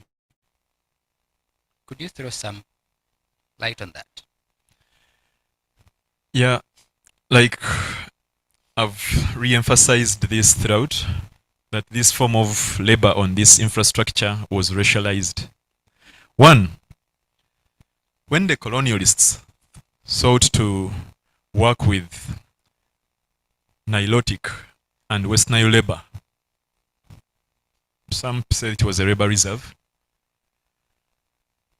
they put a standard fee, which was between 8 to 12 shillings per person who was recruited. And like I said earlier, they gave an excuse that the Bantu, now here who are the Baganda, Basoga, Bantu speakers, always absented themselves from work to go and visit their families, which wasn't in the right sense of the colonizer. They wanted someone who will always be there. So your absenteeism could affect the flow of work. Now, and again, they would prefer to eat their own meals. Bantu are fond of eating matoke, peanuts, sweet potatoes, kalo, all that. Yet here in the camp, people were given a dry ratio of posho, beans, that's all. So, when sleeping sickness befell the West Nile region and the colonizers or the railway authorities became short of labor supply, they had to fall back to the people they didn't want to work with at first. But in way of doing that, they had to entice them with a slight increment. And that's why they gave between 12 to 15. It was a difference of 3. But it made sense. Thank you. Do you think that has anything to do with the privileges that kingdom areas, especially Buganda, enjoyed because of the collaboration they had with the colonial state? True.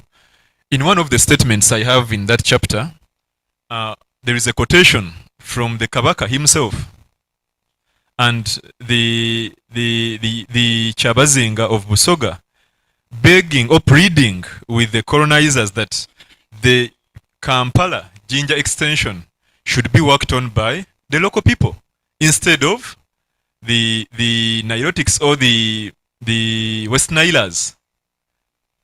So, and later in another subsequent quotation, he writes thanking the colonizers, thank you for honoring his request.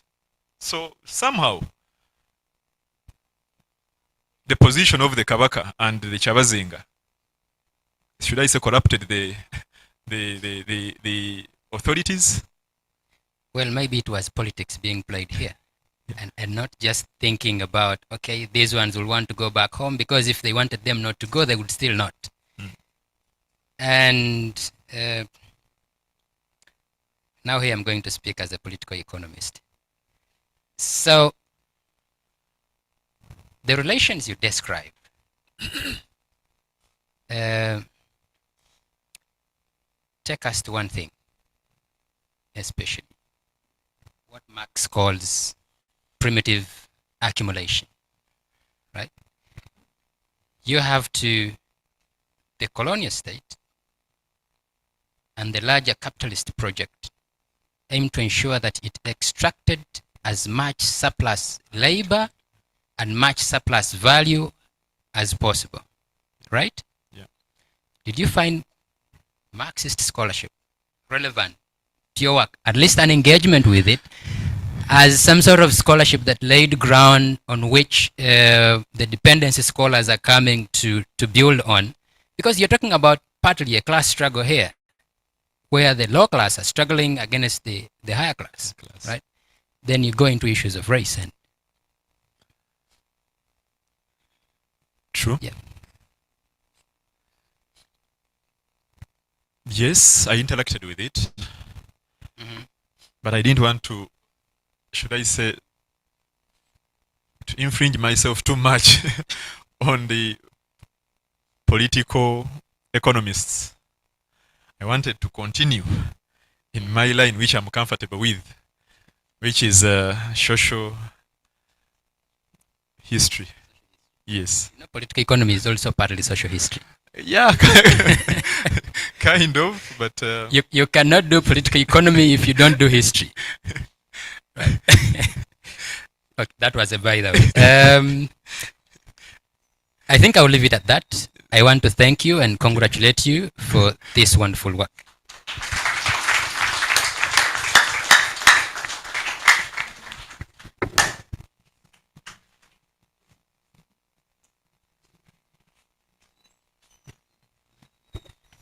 I would like us to thank the critical reader one more time, and to thank Alex for the engagement.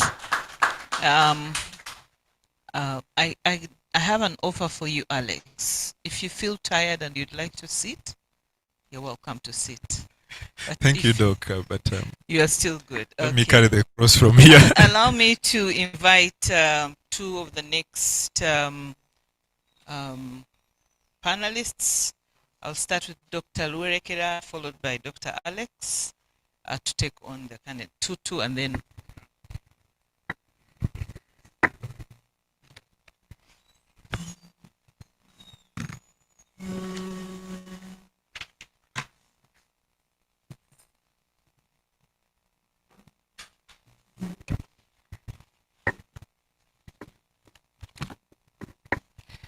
Thank you very much, Chair. And Alex, congratulations. Thank you, Doc. Yes, upon holding the ground, that has been a tough one, I believe. And I want to be very brief, but also to declare a disclaimer. I don't come from, I'm not a career historian, so I'll not be interacting with you as a historian. I want just to try and make sense of the few things that I have captured, both from your presentation and the pages that I have gone through. I wanted to begin by appreciating your work. For me, as one who is not a historian, I think it's a very beautiful study.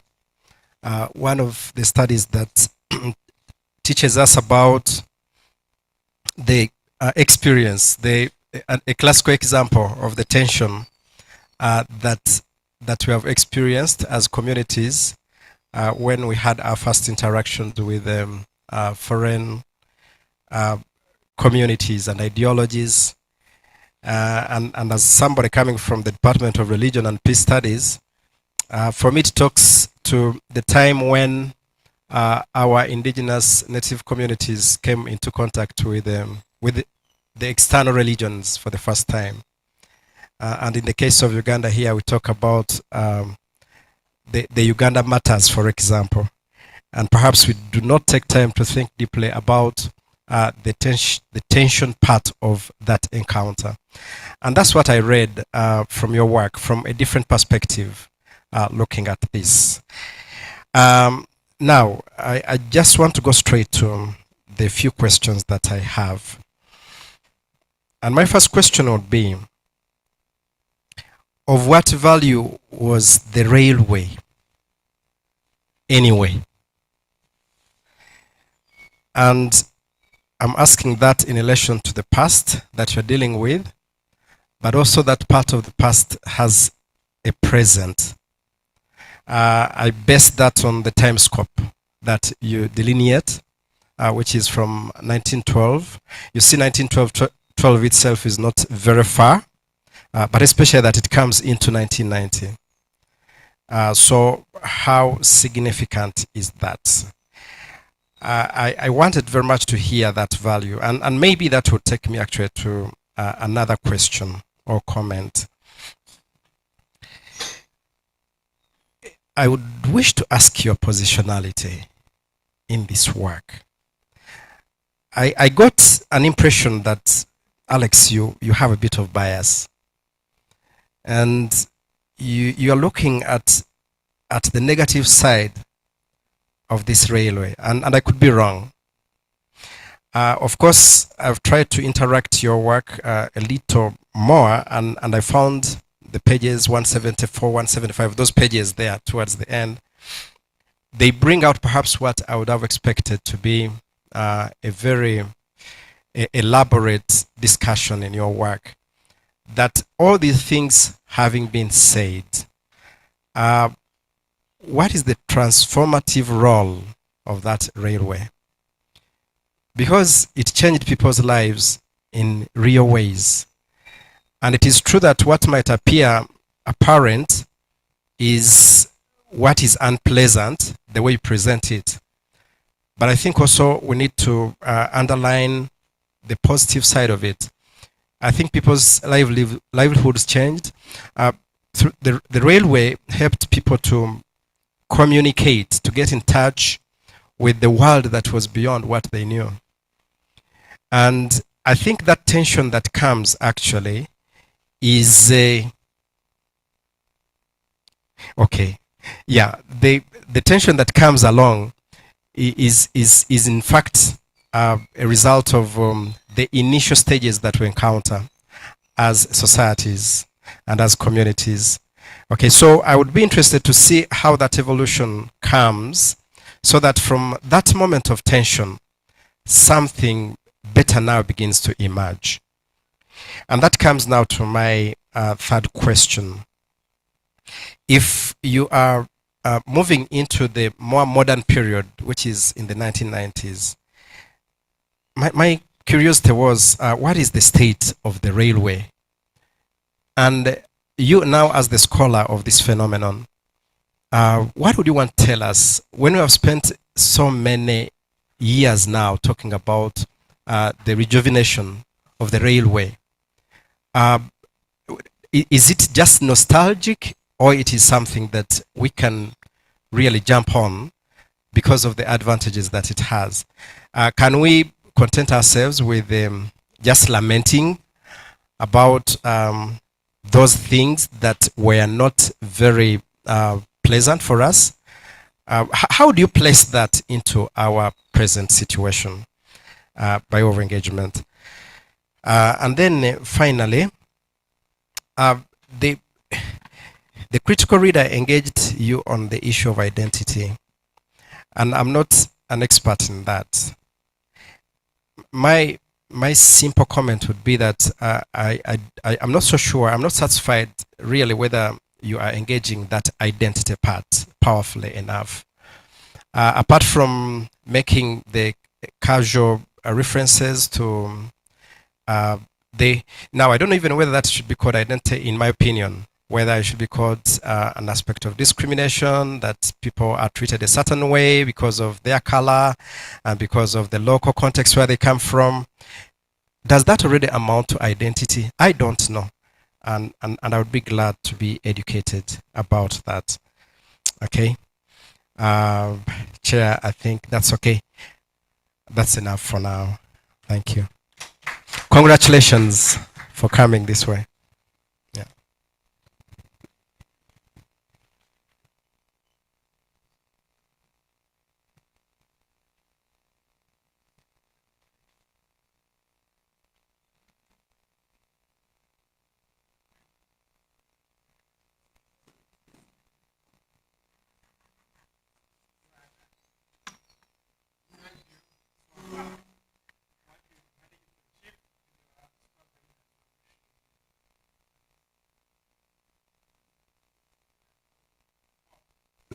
Okay, thank you.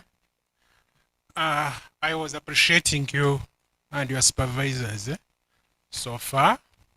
Besides the name Alex is always associated with good things. So I'm raising. You are the originator, the author of this work. Leave alone your supervisors. They have just been the guides. This is your work. Huh? There are some things we need to know, some of us, and you need to be free with us. And some of the issues you may leave them. And number one, suppose, Ssebaana, I added something on your title, Jinja. Suppose I qualified Jinja. How would it be like? How would it change? Suppose Jinja. Town, city, suppose a district, because you have already told us, of course, it was part of the Greater Busoga district, something. And there's something you actually talk about. You try to engage something on it on page, I think, page 10. And you give something there, what Jinja is, something like that. Although there are some omissions. You talk about when Jinja became a district, and I can see space. I'm using the original version of your thesis. Became a district, this, but there is space. So not, I'm using the original. Maybe now it has been corrected. So would it change much? Suppose there was someone from the US came across your thesis online and wants to read Jinja. Why is Jinja captivating enough? Suppose you added there something, maybe in Uganda, maybe district. Can we think about that? Thank you. Then others are really issues of appreciation. Your background, the study, which is good. I appreciate it. There's one, I think, factual error we need to correct there. When you are giving the history of industrialization, to which the railway construction is an offshoot. Then the year of industrialization, 1830s in Britain, I think that's not correct. Should be 1870s, 1850s or there, but definitely not in the 19th century. So you have to go to it. It's indicated on page 5. And there, by the way, in your opening slides, you talked about it. The year of industrialization in Britain as 1830s. We need to visit that year. I thank you. Then next, about in the opening remarks about the history of the railway workers here, it is very, very interesting. You bring in the contribution of Churchill. Churchill, you mentioned him and what he did when he reached there, especially after the insolvency of the Iberia Company. So wouldn't it be good also to refer to him through his works, like My African Journey, which he published 1908. Although the work, or this work, is mainly theistic. He talked about theistics, the beauty of Uganda. But there is something about the topography element raised by him, and it can guide you. Or maybe as one way of paying tribute to him by referring to his work, because you mentioned him here. And then lastly, from me, there is the narrative to which you lastly engaged with your critical reader about preferential treatment based on ethnicity, something like that, about workers and what. I guide and request that you read Dan Mudora's work, which is religion, ethnicity, and politics in Uganda. It talks about ethno-functionalism, especially in labor relations, offering manual labor, and there is that element it can guide. So I really thank you so much with your supervisors, and I wish the rest will be okay. Thank you.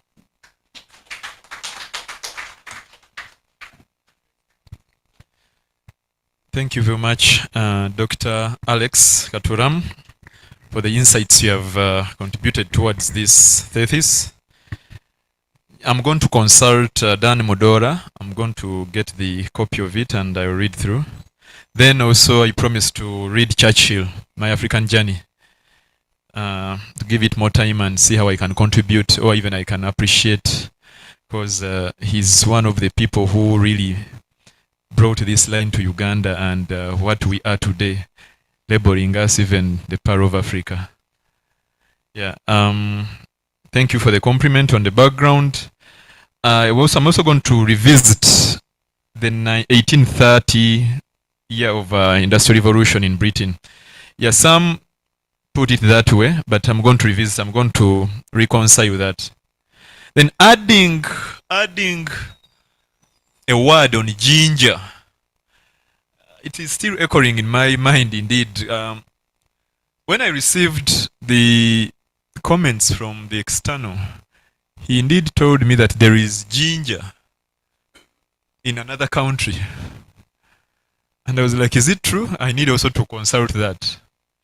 But adding Jinja, like maybe Jinja Busoga or Jinja Uganda, I'm going to work on that. I think I'll have to consult my supervisors as a team. We see what the final draft, how it will look like. If we are to put maybe identity, family life, and social mobility among rail workers in Jinja, Uganda, or Jinja Busoga, we shall see. I promise we are going to work on that. Yeah, thank you very much. For Dr. Bernard Luerekera, yeah, he does mention about the value of the Rayri. Of what value is this Rayri? Or what value was it then and now?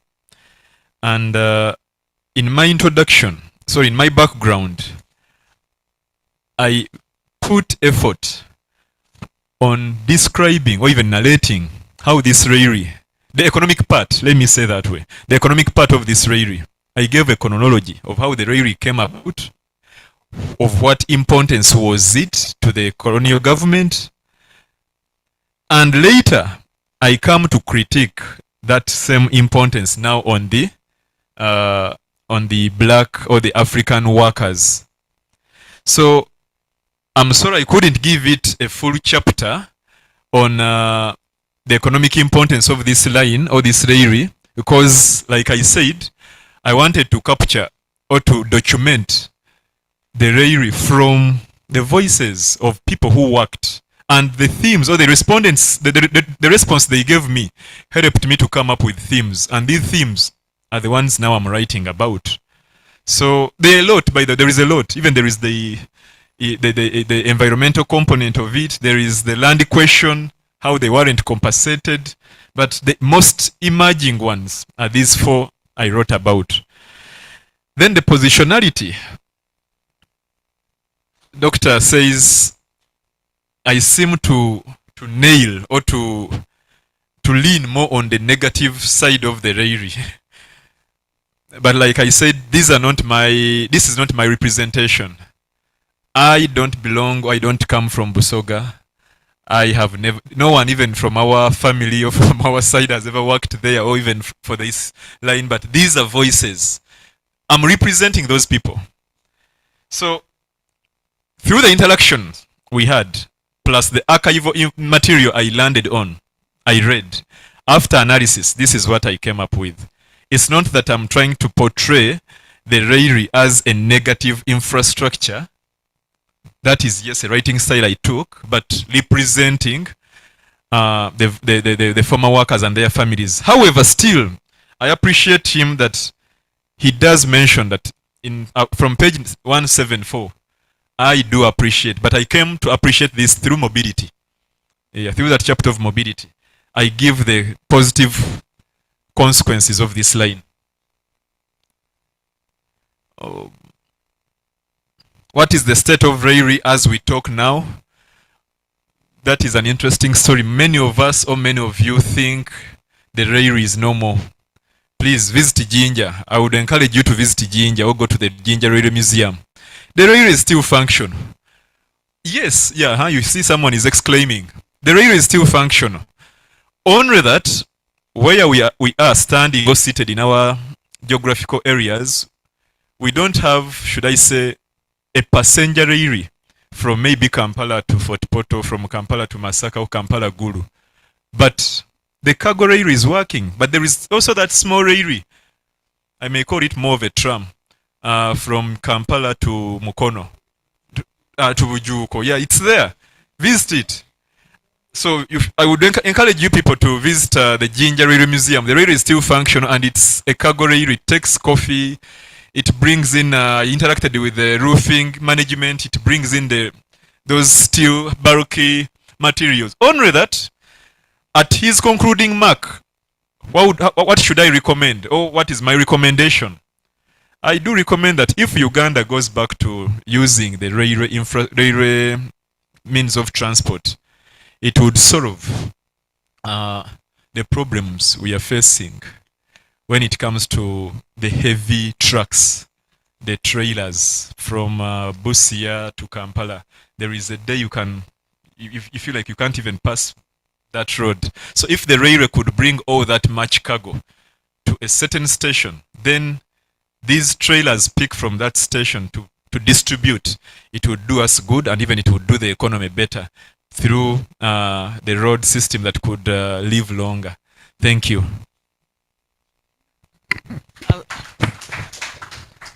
Allow me to invite Dr. William Musamba and Dr. Zaid Sechito. Do we have anybody online? Okay.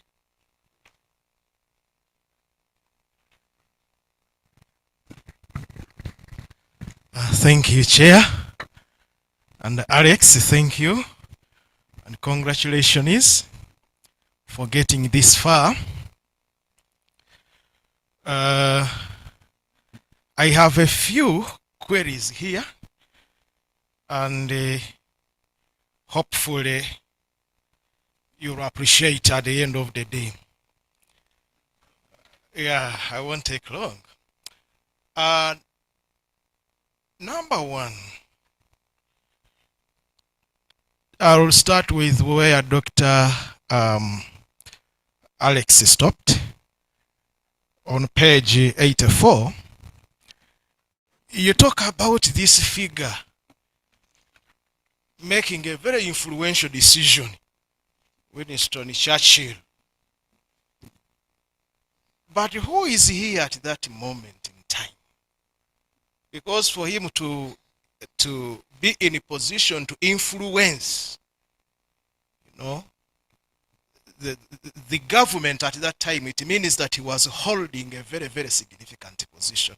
I think it would be important for you, somewhere maybe in the footnotes, to talk about him at that moment in time, because we may be having different perceptions about Churchill. Some of us know Churchill from the time he became Prime Minister in 1940 at the peak of crisis of World War II, and when he lost the election in 1945, and when he bounced back in 1951, or when he served as bodyguard of Kitchener in 1896.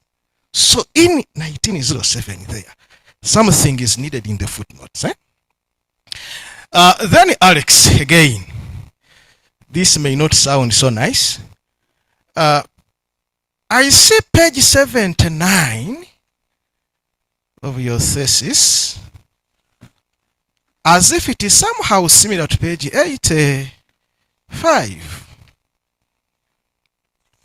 I don't know. Maybe it's the copy which I was given. Reading from the last paragraph of page 79.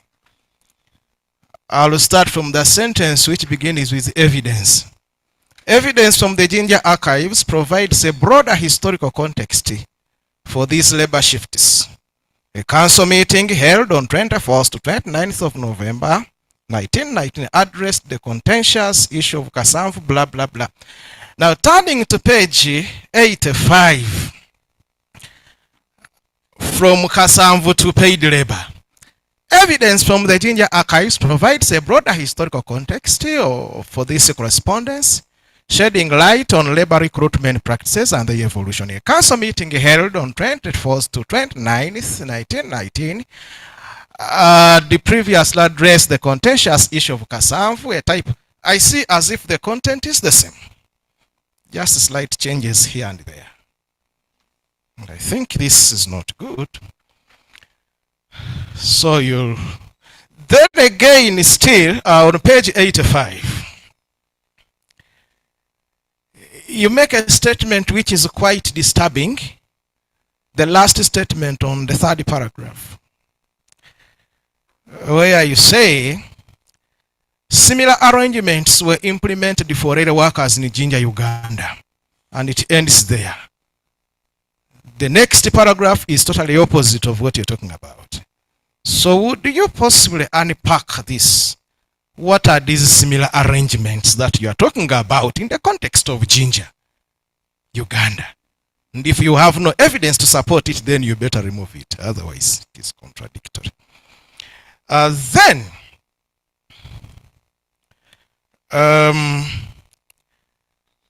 the opponent talked about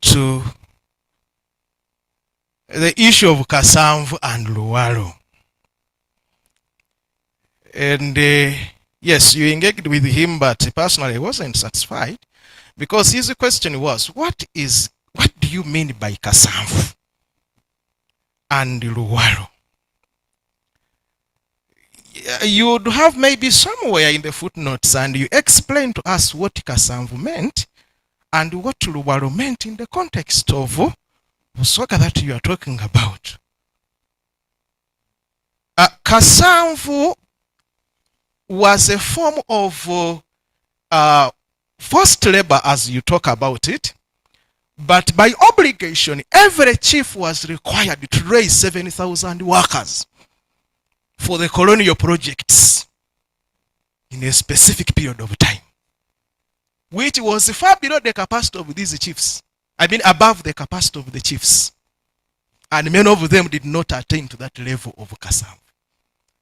Then Luwalo, every male member of the community was supposed to report to a chief whose estate on a routine basis to do some work there for some time, and then he would go back to his home.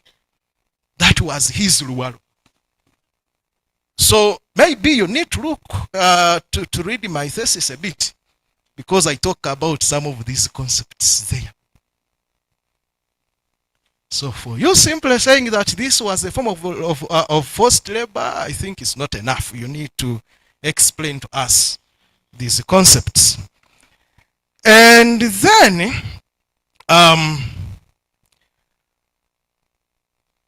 you talk about some interviews, like those whom you interviewed, like Baguma, whom you interviewed, and he was employed in the railway in the 1970s. But when I see some of the data that you get from these people, it's like as if they are blaming the British colonial government for their plight while serving in the railway at a time when the British had already left. So I think you need to be a bit clear here, or possibly you also need to engage with their data, perhaps, you know. Then I see that. Then lastly, Alex,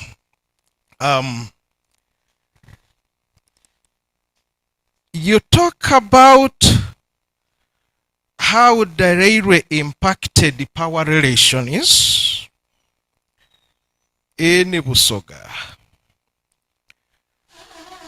Power relations in Busoga. And I think that is chapter 1 of your, I think chapter 3 or chapter 4.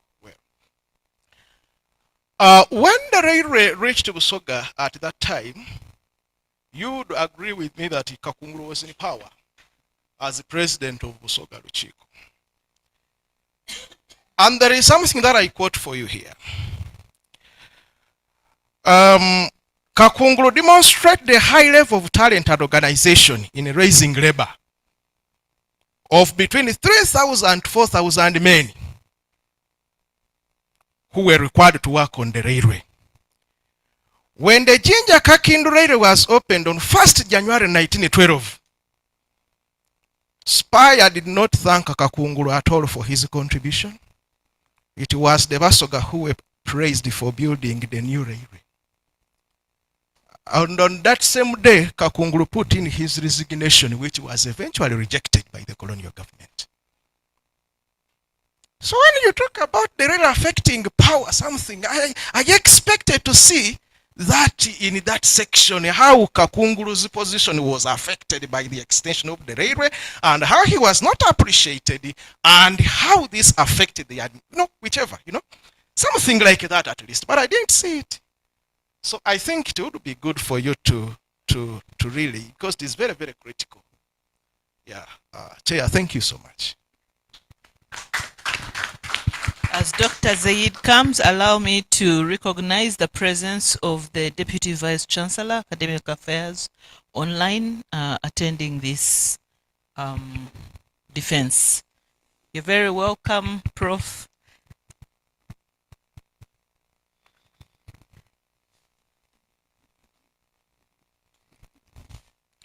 Thank you, Chair.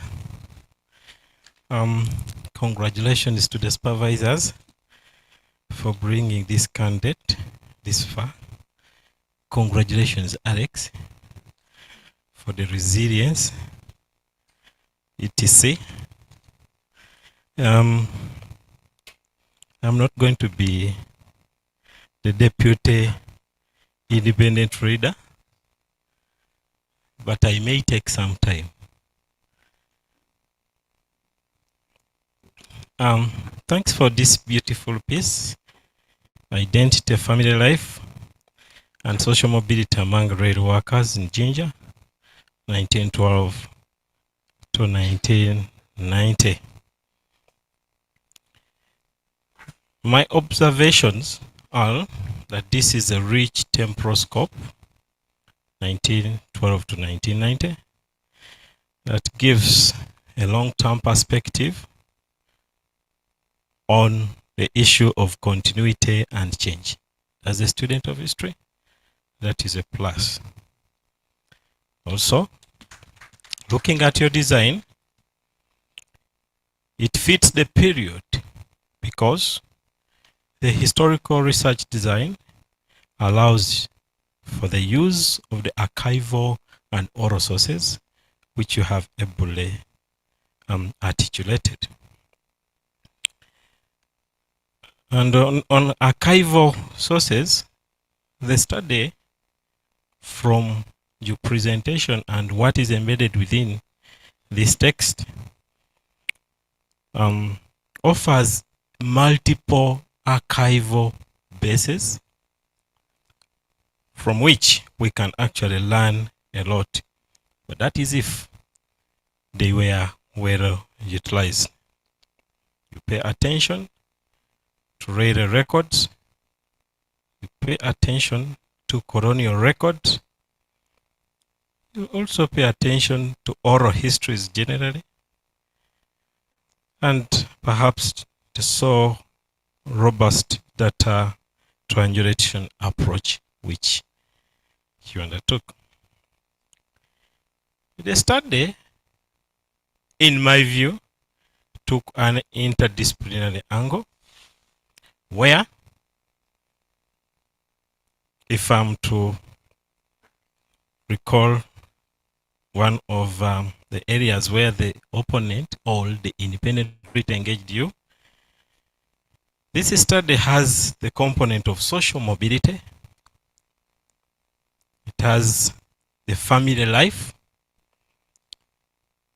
but these are broadened to illustrate the impact beyond what to me I'll consider to be your anchorage, labor history. The relevance of this study can be seen also in your articulation of the role that railway workers, their experiences did and have indeed done in shaping Jinja's urban but also industrial growth. And perhaps the overall narrative that it does speak to Uganda's development. That notwithstanding, however, I have a few concerns. Number one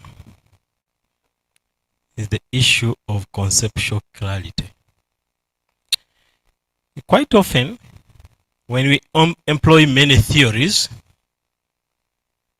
we fail to reconcile their contradictions, and as such, the conceptual clarity is always missed.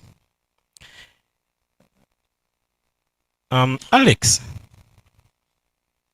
you employed the three theories: modernization, dependence, and what we call the CRT, the critical race theory. How did you reconcile their contradictions in your analytical framework? These ones have contradictions. For example, if you look at the modernization theory,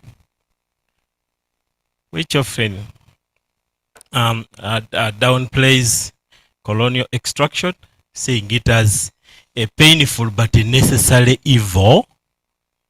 But again, when you look at dependence, for it is simply saying underdevelopment, colonialism is the cause of underdevelopment, and more or less it ends there. And when you look at CRT, it of course critiques both using what we call a racial lens. The solution is the offer also differ. Because modernization theory, which is Eurocentric, and so is dependent theory,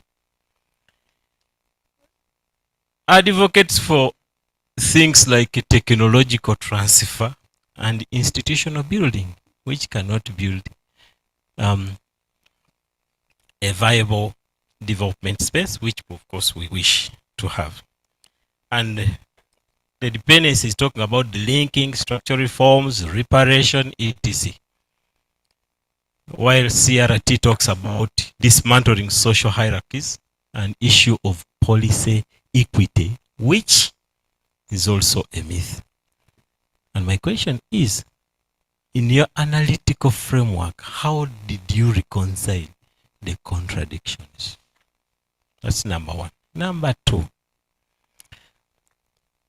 from 1912 to 1990, you gave the stages in your one of your slides. Maybe you can flash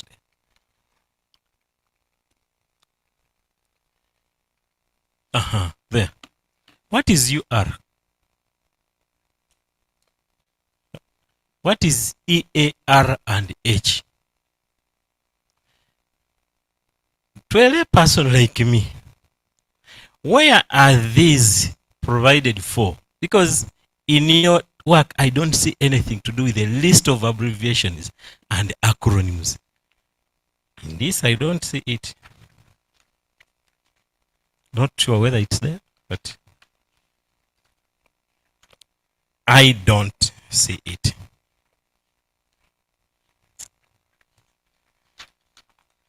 So what are abbreviations and how do they differ from acronyms, and why should we be using them, and why shouldn't you be using them?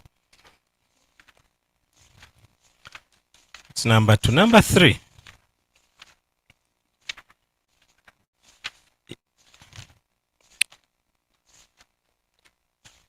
regards the possible methodological tensions.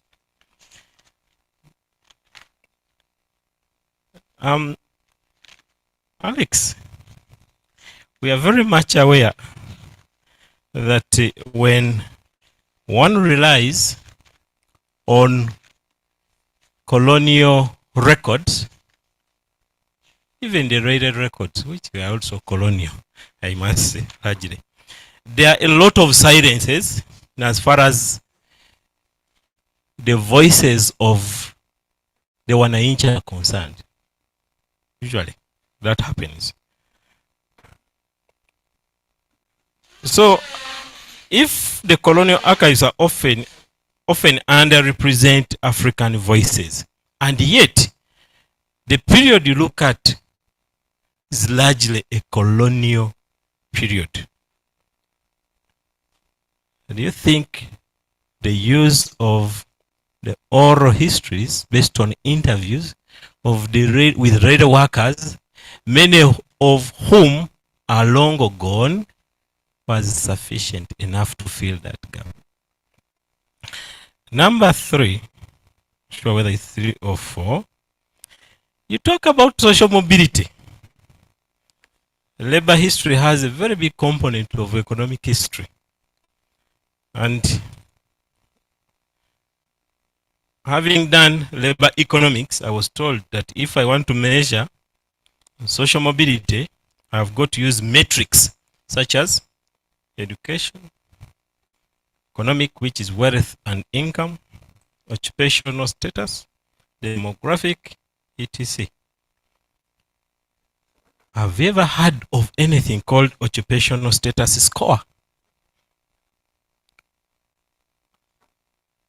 What measure did you use to arrive at the conclusions you have presented as far as social mobility is concerned?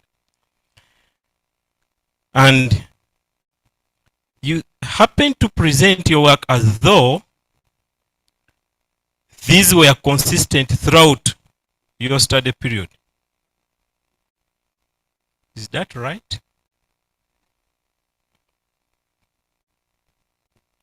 Consider a period, for example, after the Second World War, where we had inflation spikes, and even the post 1970 era, especially following the takeover of Idi Amin.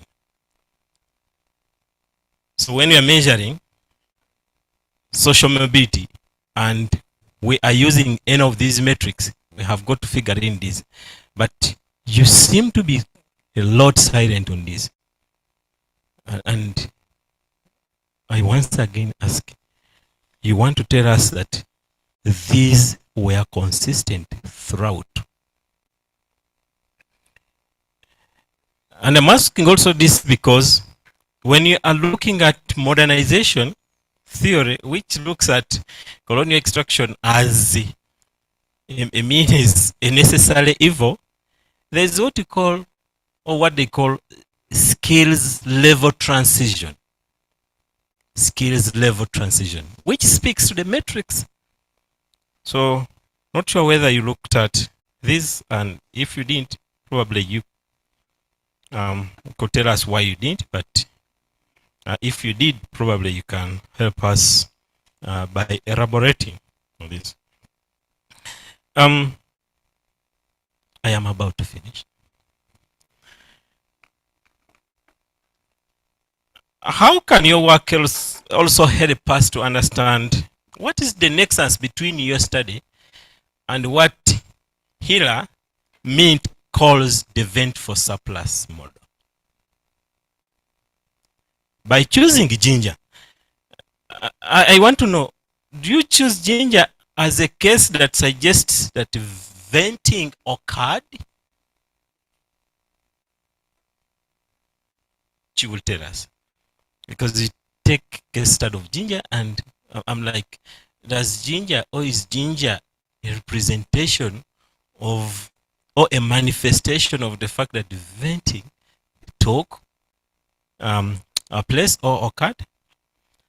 And again, you choose 1990 as your end year. What is so special with 1990 in Uganda's labor history? Or in Jinja's labor history? What is so special with that year? Because it's not a question of picking here. I think the opponent also asked this, but you did not actually reply as was expected of you, in my view. Lastly,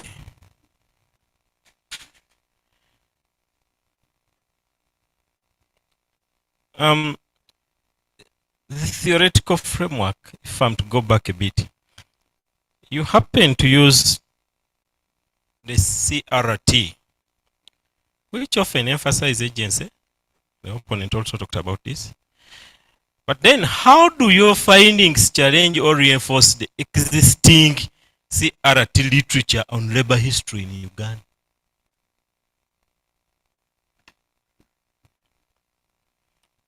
Chair, I think for now I can stop there. Congratulations, Alex, and congratulations to the supervisor.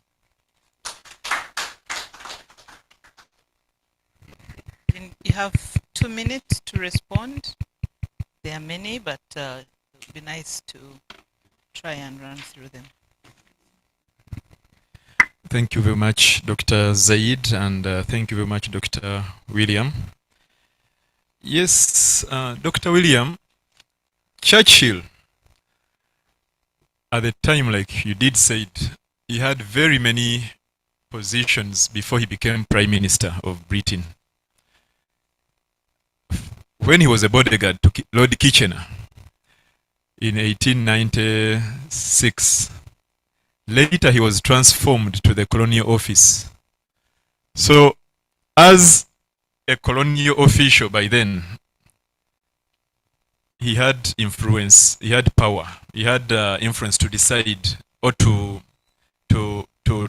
chair meetings that later led to the development or to the extension of the Busoga line in 1908, 1912. So I'm going to include that in my work, that Churchill was in the colonial office, an office that really decided what happened or the fates of the protectorate. Thank you.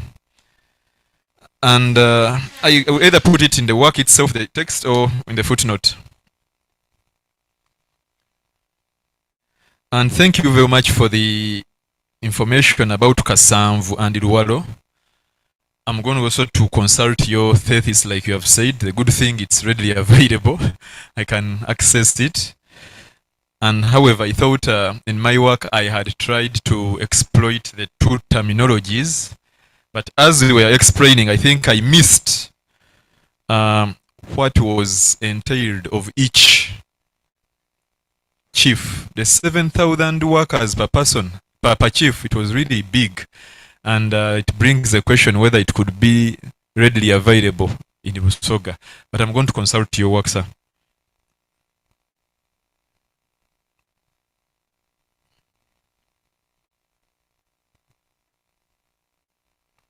Then, for the case of Kakungulu, yes, Kakungulu wasn't appreciated when they were opening or at the inauguration ceremony of the Busoga line in 1912. You know, Kakungulu, members, Kakungulu was a bit controversial. In my work, I caught respondents calling him, referring to him as a Yawamba or Buvuma, someone who conquered Buvuma. Buvuma is an island. And by then, he's the one who brought Buvuma to be part of Buvuma, Buganda, should I call it territory, to be part of British areas of influence. But by 1912, he had fallen out with the colonial office. One, he had purported himself to be the president of the entire Busoga, not Luchiku. Yet for the British, they wanted him to zero on being the president of Luchiku. And by then, being a president of Busoga, he was equivalent to the Chabazinga, which they couldn't accord him. So that fallout, no wonder he put in his resignation, though it was denied or it wasn't articulated or accepted. It shows you the tensions, the power tensions that had developed between Kakungulu and his masters, the British. However, later he was transferred to Budaka in 1913, and he continued there. So in the history, they don't write much about him as someone who contributed so much in Busoga, though we know, history knows that, but they don't document it. And he had some riffs with Buganda, especially with Sir Apollo Kagwa. They never faced eye to eye. So that history, I'll try to put it in my work too. Thank you very much.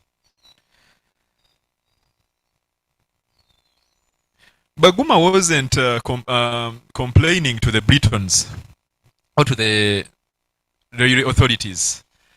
We should also understand this, that in by the time Uganda got independence, 1962, we received this infrastructure, or the management of this infrastructure was transferred from the Britons to an independent state, Uganda.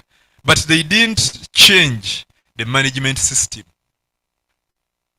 I'm clear there. They didn't change the management system. So we inherited a system that was really British in nature. So the way labor was managed, the way labor was, the way welfare was given, still continued like as if we were still under the British. That's why Baguma here complains, not to the Britons, but to the nature or to the system that the British or that the Rairi handled African labor. Thank you. With Dr. Zaid, indeed you gave a detailed analysis of this work. I appreciate. But let me take on some of the insights you came up with. Vent for surplus theory. I may not look at it at that. Jinja wasn't an event for surplus because at Jinja we didn't have minerals there. Yet this theory looks at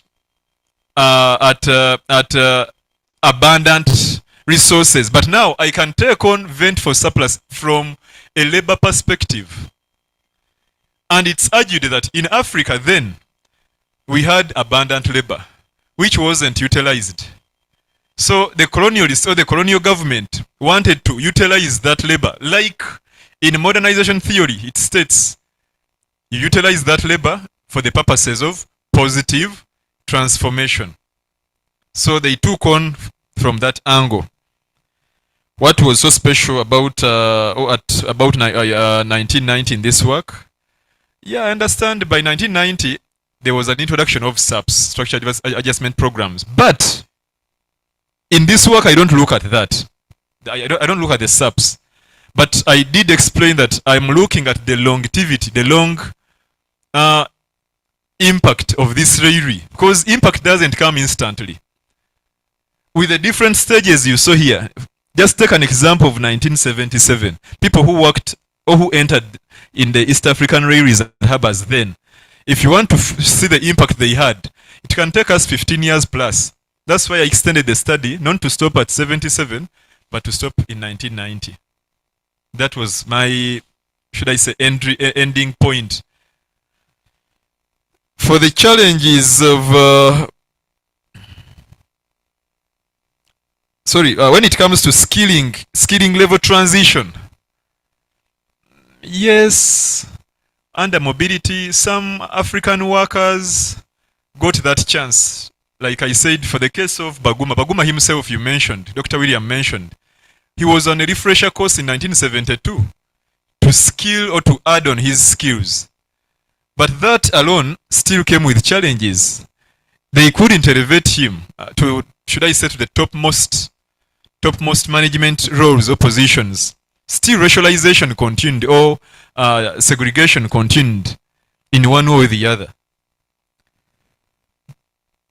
But we have to appreciate that under mobility, we had, like you mentioned, what measurements did I use to arrive at this? Of course, there was education and uplift, like I mentioned in my presentation, that when they opened up schools like Namasagali in 1964, the children of these former workers, or of these workers, now started getting formal education. Later on, I mentioned that when a railway worker is or was to retire, they could give him a chance to recruit or to bring in his son. So these people or these children who they brought in now came, after attaining education, came into work. I got a chance to meet one of the accountants at the union. He's now an old man at with an age of around 75, 80. He's one of those products who passed through Namasagali. Thank you.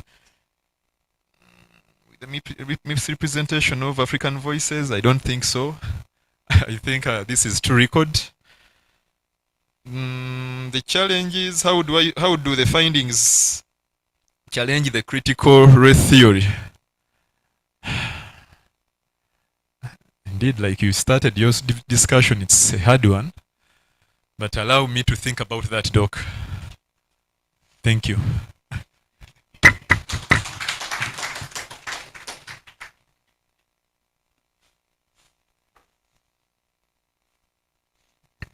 now going to wear another hat. Thank you very much, Alex. I'll really try to be quick because most of the would like to give an opportunity to many other people. I want you to take me back to your theory slide. Theory is used.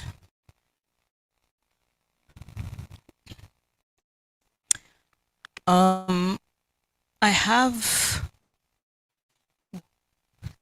that might help you to unpuzzle the dependency theory. I like that you use the dependency theory, but that dependency theory is kept on growing and having different interpretations, which I think speaks to the railway. For example, you say you have the core states and you have the periphery states. Where is the semi-periphery state? Because the semi-periphery are the Indians, in this case of your study, okay? They are in between and they play a significant role in enhancing the exploitation of the periphery states. So I think that you leaving it out denies us an opportunity to see and place the Indians in that category, or although they were working together, but the racial issue becomes very prominent at that point. I think you needed to add Wallenstein there to be able to pick that up. So if you beef it up, you'll be able to qualify the kind of relationship that we had there. Now, I would like to take you to your methods section. And like I said, I'll make it very quick because what I note are issues that are critical. I'll actually engage more with the book.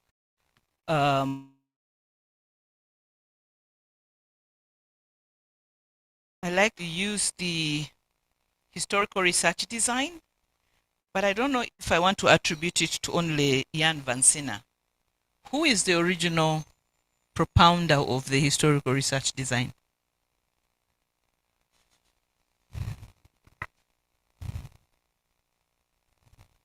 For sure, Doc, I read Jan van Sina, Okay. and I found that the argument she gave for He gives, why it is relevant, I found it worthy to use in this work. okay. Yeah, thank you. Try to look for Leopold van Rank, who is the originator. Leopold van Rank, who is the originator of the historical research design, who explains how it's important to look at issues from a range of time, attempt to understand issues. He's a German historian. Look at the source materials, how the writing should be done. I think it's very interesting for you to reference him and look at his contribution. Now, the biggest issue I found with the methods section is there are a lot of repetitions that you will need to engage. For example, if you look on your page 53, I think, 53, 54. No, go to 53, 3.4. The title is Study Population and Sample Selection. Then you go to page 3, you go to point 3.5, which is page 54. You now have a sample selection. And I'm curious to know what's the difference between the two. Or rather, why don't you just merge the two sections so that we get the actual information you want us to pick from there. The other issue for me is on page 50 again, you say you use a neutral lens. I'm curious to know what would the neutral lens look like, Alex? You use a neutral lens in your work. And I would wonder what the opposite would be. If you use a neutral one, would be biased or what? What kind of lens? Page 54, and these are very critical because when now this work is going to go out of your hands and people are going to be very curious. They want to copy your work and learn from it. And you said you deployed purposive interviews. And I kept on thinking, purposive interviews. Or did you mean the sampling? Yeah, but you cannot have purposive interviews. Can that be reworked? I would propose a merger of 3.4 and 3.5 so that we remove all this. And I'm very fortunate to be a friend of your supervisor, Dr. Edgar, who comes from the US and keeps wondering why we use the word snowball sampling. Why, when we have no snow? We have some snow. We have some snow in Renzori, but that's not where the study was. So why snowball? I think the new term that is being very well used now is referral selection or referrals. You used referrals, and I think Craswell now has also changed from snowball. Now he's using the word referral. Yeah. I think the rest of the things I have indicated here, and I want you to collect the like terms. I think Dr. William read to you 2 pages that had content that was identical. That also happens in the work, in the section on methodology. You define and then you repeat. In one section, you have archival research was indispensable. Then the next time you have archival method. I mean, some of these you need to address. The rest I'll leave. Page 66, I think, was very interesting. Why did I put it out? Let me turn it on. Page 66. Oh,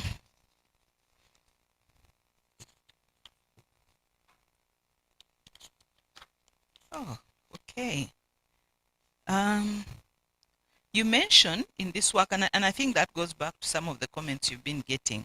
You're saying the challenges were multiple. First, location, information relating the experiences of these people, what you call challenges of your study in that section. I would think it would be limitations. Now, when you list all these so many challenges, someone starts to worry that you were actually inconvenienced in the study. This is labor of love. This is your work. Huh? So don't turn them around, you know, and write them in a way that doesn't make me feel like it was such a bad thing for you to go through all this. Huh? You were enjoying it, weren't you? Huh? I think this is where you should even acknowledge the funders that you did say it when you were presenting, that in spite of this, my funding was so good that I was able to reach all these corners. Huh? Don't talk about the roads, and that's a standard. Huh? So I think the rest of the corrections I will stand by and leave it. But also there's something that the Marxist approach that the critical reader wanted to engage you in. It's part of dependency anyway. It's the broader part of dependence, or dependency comes out of it. There is something, and this is something I'm throwing out there for us. There is a concern you held which was very critical, but you stopped short of mentioning it, that by bringing the workers to Jinja and leaving the wives, that way they were actually exploiting the wives. The system was exploiting the wives because now the wives had the responsibility of taking up that role of managing the homes, and that is something that often they speak about, indirect exploitation, which comes through when you talk about the colonial labor dynamics. Okay, so thank you very much. I would like now to open the questions to the House. We have 2 questions on the chat. Would you like to respond? Is Professor still there? She may be having a question.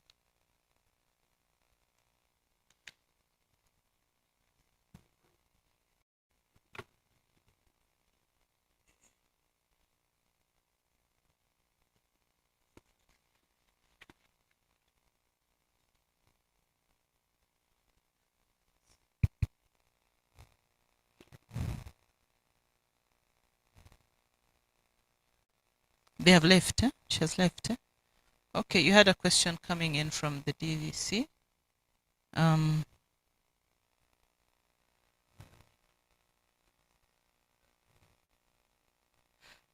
Okay, so you have those two. Good morning, Alex. Mr. Ssebaana, I would like to appreciate your presentation. Number one, I have a few questions. What role did identity and family dynamics of railway workers in Jinja play in shaping their social mobility between 1912 and 1990? And how did socioeconomic and historical factors influence these changes over the decades? I think that is something that also Dr. Zaid said. They would like to see what was changing, what was being maintained. The second one, did interaction among the workers change their social organization, naming of their children, rites of passage?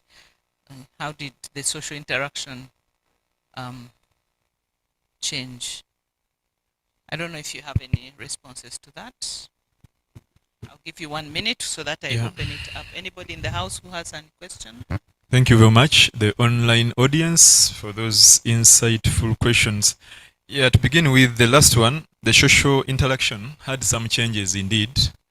There is a very short story in my work of a railway worker who hails from West Nile, who came to Jinja to work on the Jinja Tororo line as a maintenance worker, not to construct, but as a maintenance worker.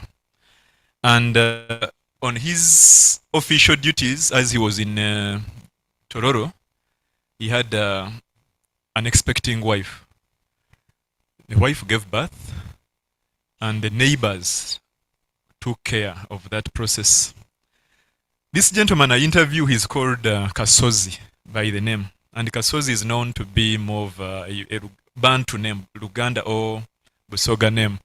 But he's 311 Elugwara. So that shows you the type of interaction. Yes, they were assimilated, and to another extent, also they assimilated others. I can maybe answer it that way. Okay. So change of names, giving people names that were not originally from... Exactly. Okay. And also the food they started having, you live eating or feeding on the local dishes you left back home, and you adopt new deities, all that. So it comes with migration. Yeah. Any other question?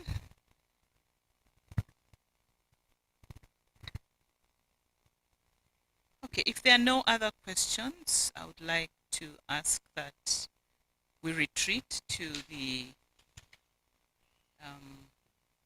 call it the Pentagon. What do we call our room, our office? We are going to go and have a rendezvous at the Dean's office. And please don't go away and don't go far, and then we shall come back. So thank you very much, everyone.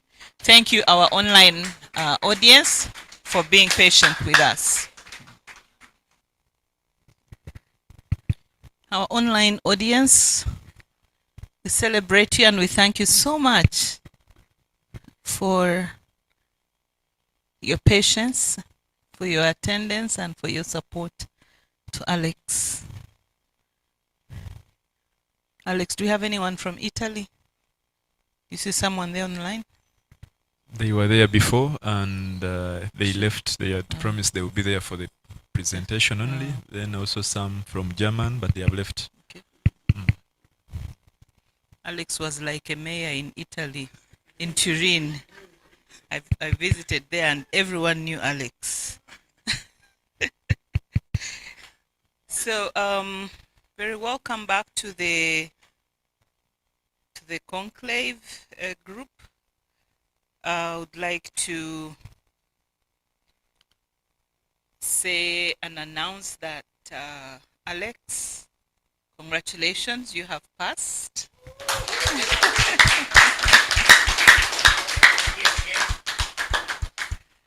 And congratulations to your supervisors, to all your friends, to your doctoral committee, to the snow. Okay. That said, you will receive a couple of comments and revisions that will be required of you, and the directorate gives you 3 months in which to do them.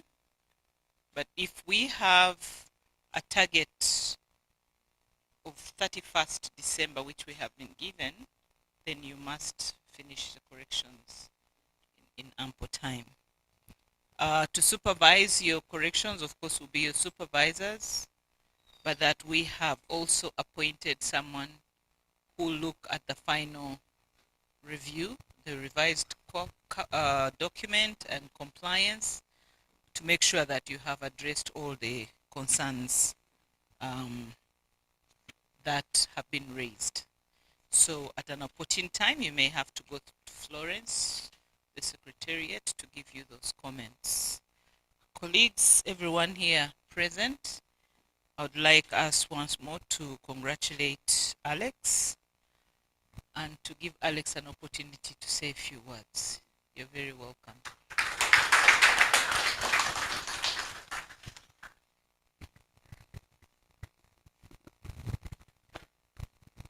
Thank you, the chairperson of this committee. Thank you, everyone, both physically present and online.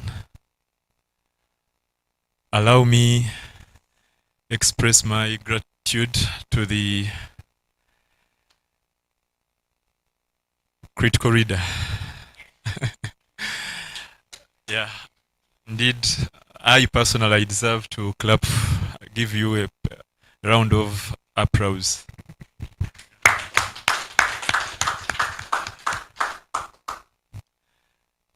I have met Dr. Muhamed Lunyago on a couple of occasions. I think this is my 4th time meeting you. Like God wished it, I didn't know that he was going to be my critical reader. Even today morning, we met in the corridors and we were discussing, but on other basis, you know, and he kept it.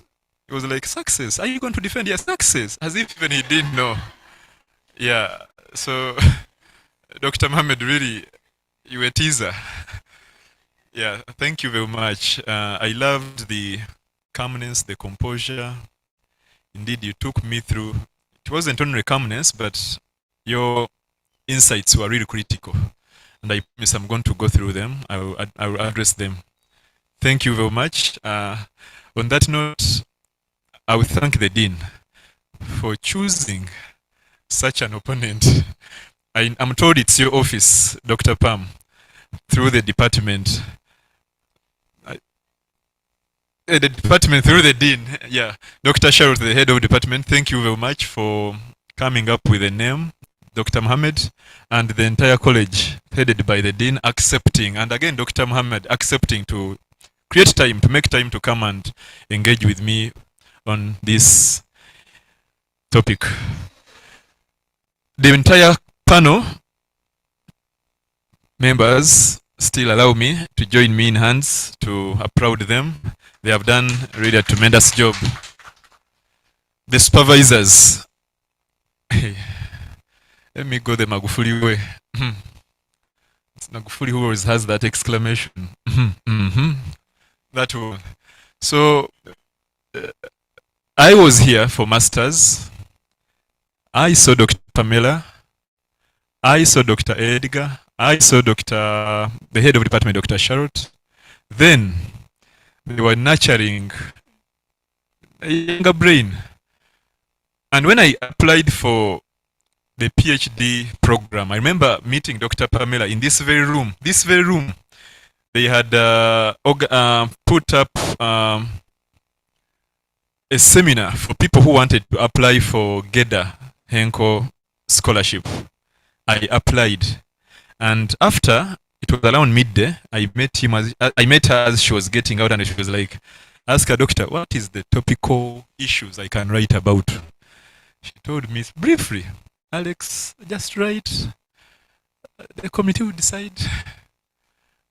I'm not part of that committee, but you just write. Never know. You have a chance like others do have. I traveled back to Gulu. By then I was still in Gulu. I traveled back to Gulu, sat down, read around, wrote, and I submitted. And Dr. Pamela, for your information, I submitted 2 minutes to midnight that day. Yes, I had given up. There is Dr. Leonie Bianca. She's online. She's a German lady. She's online. We were together in Gulu, and she called me because the previous announcement was ending on the 1st of April. Now, for our cohort, it ended on the 29th of March. So it was in my mind that maybe the deadline will be fast. She called me towards midnight and she was like, Alex, did you submit your application? I was like, which application? Then she sent me the entire call. I said, eh. So I submitted 2 minutes to the deadline. And by God's grace, I won the scholarship. Yeah. Dr. Taylor, what have to say? Dr. Taylor here has been really a critical reader, a critical guider, together with Dr. Pamela. I must submit or testify one thing during my doctoral committee. If I have ever made an appointment with them, it has been less than 4 times in my entire doctoral program. I've been meeting Dr. Taylor like we are here today. He meets you. Alex, how are you? I'm very fine, doctor. Anything to tell me? Yes. You move as you are talking. You enter his office and the meeting starts there and then. Dr. Pamela, I've been even always a project to her. Doctor, I'm sorry, but I've bumped in. No, Alex, sit. Let's go on. So I enjoyed the supervision. Dr. Taylor and Dr. Pamela, please. Thank you for being parentally. Yeah. Dr. Pamela, when I lost the dad, I remember that conversation we had in the night. And from that time, I remember telling her that I respect her a lot, but also through that respect, I used to fear her a lot. Yes. The respect created phobia to me. And I remember telling Lillian that we were discussing in the local language that Dr. Pamela, that she's good, but I fear her so much.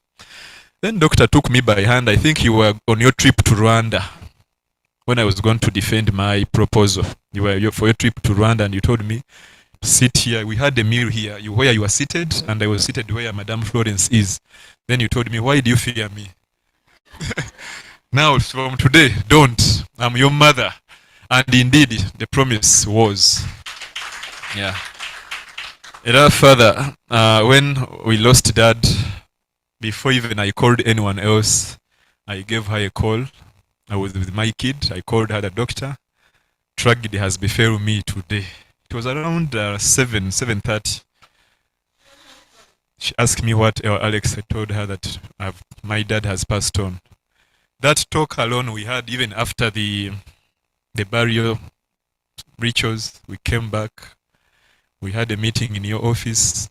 Those words, I still remember them up to today. And they will still be with me until maybe God also takes me. But those words were impactful. And doctor, I promise I will live by those words. Thank you. The funders represented, Madam Esther Namitala is here. I saw Dr. Levis Mugumia earlier on. Thank you very much. Without these funds, I wouldn't have done this study. Personally, I don't have that money to take on a PhD program. Yes, I had applied, but I don't know whether I would have fulfilled to pull that much money to pay in the 3 years. Maybe it would have taken me more. Thank you very much, Madam Esther. You have been really an approachable person, guider, and everything. Extend my appreciation to Dr. Levis Mogumia and Professor Edgar Nabutanyi. with the Erasmus mobility program. I wrote this still on deadline day, Madam Dr. Pamela. I don't know why always deadline day. Yes, deadline day. It was deadline. No, this time I'm going to improve. It was deadline day.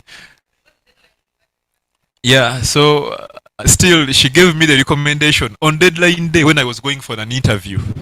And indeed they received it as I was being interviewed. But through Professor DPO, the principal, Professor Helen Nkabala, and the entire CHOOS, please, thank you very much for this mobility. The department that hosted me in Turin University, headed by Professor Alessandro Guzman, I'm indebted. Thank you very much. It was that stay that really engaged me in writing a lot. I remember telling Dr. Pamela that the demise of Papa, let it encourage me to write more. And I went there, I wrote like a monster. Let me write until by the time I go back to Uganda, I should be having at least a draft of this book. Yeah. The head of department, Dr. Charlotte, she visited me in Turin. The words of encouragement you gave me. The entire department, Dr. Musamba, Dr. Zaid, Dr. Alex, whenever he meets me, namesake, you make it namesake. Indeed, I think I haven't ashamed you, namesake. Yeah. Dr. Mirembe Fatuma.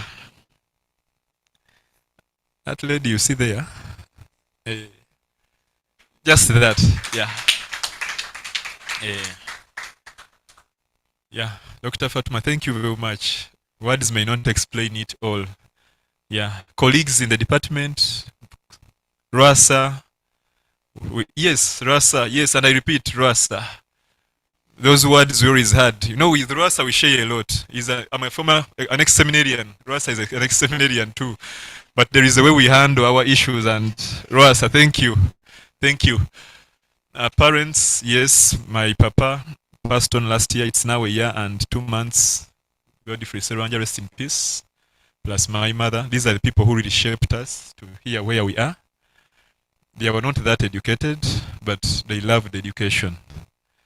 And today in the house, they are represented by my elder brother who is here.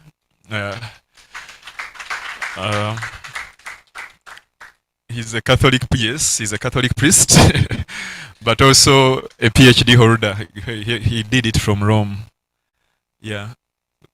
Currently, he's working with the Chinyamasika Major Seminary. I think you have heard of it. Cohort 2022. Miss Madam President, Pamela. The Vice President. Everyone in Cohort 2022 has a role to play. The PR, Peter. I always call him Peter the Rock. Peter. Lillian. For us, we have our history. Lillian. And Mukasa here. We have been sharing the same supervisor. Dr. Pamela, for your information, we had a WhatsApp group, the three of us. Yeah, not backbiting, but who should send first? Sometimes Mukasa could take the lead and he says, for if you have feared, let me fire. He used to use the word fire.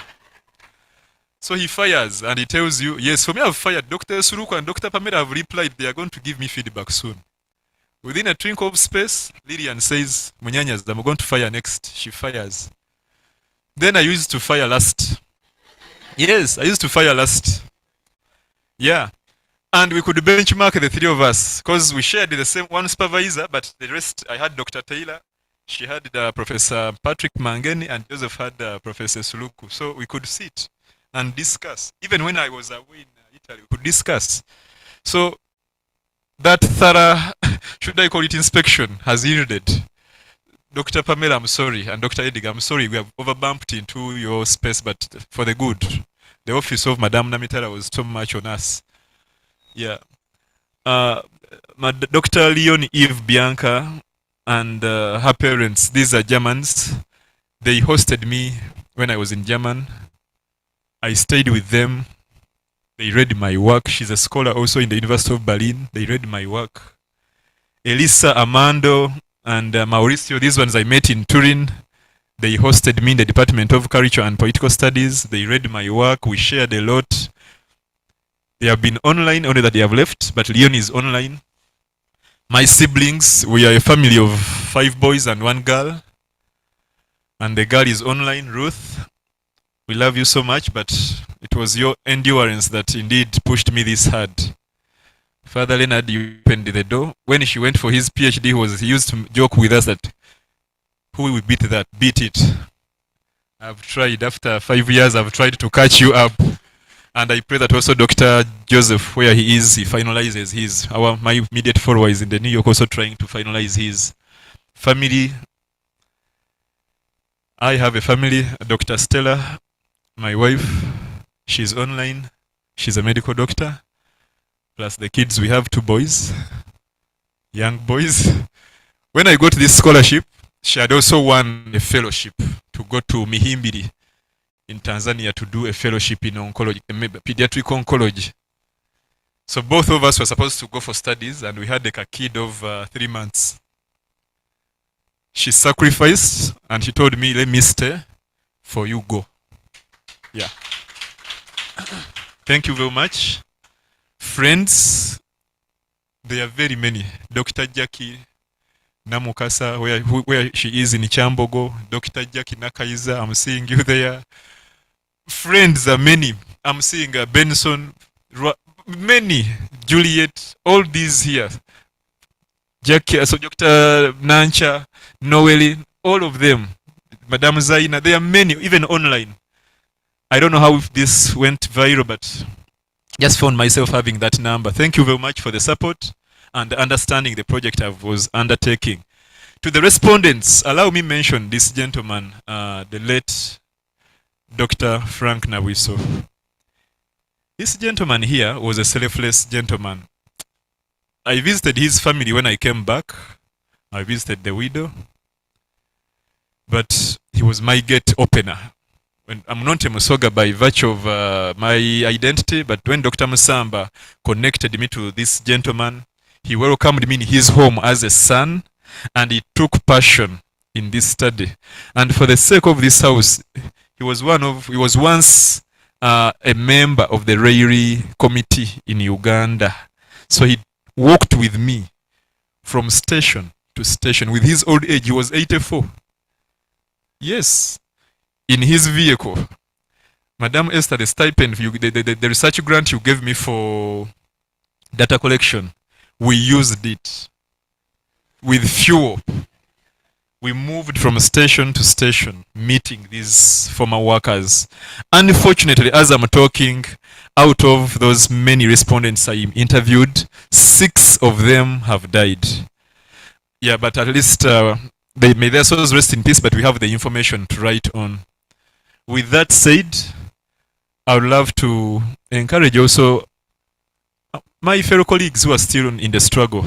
Please don't give up.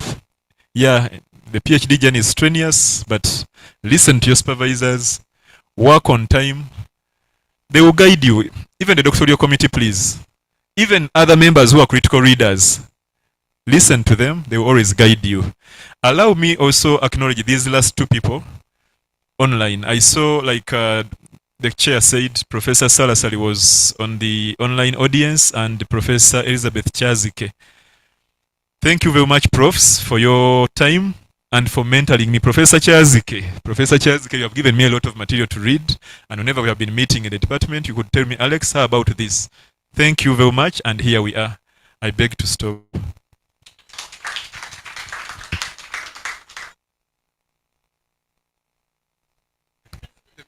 Here. And for Mr. Farouk, the organizer of this entire online system, please, thank you very much. Today I haven't seen online thing misbehaving.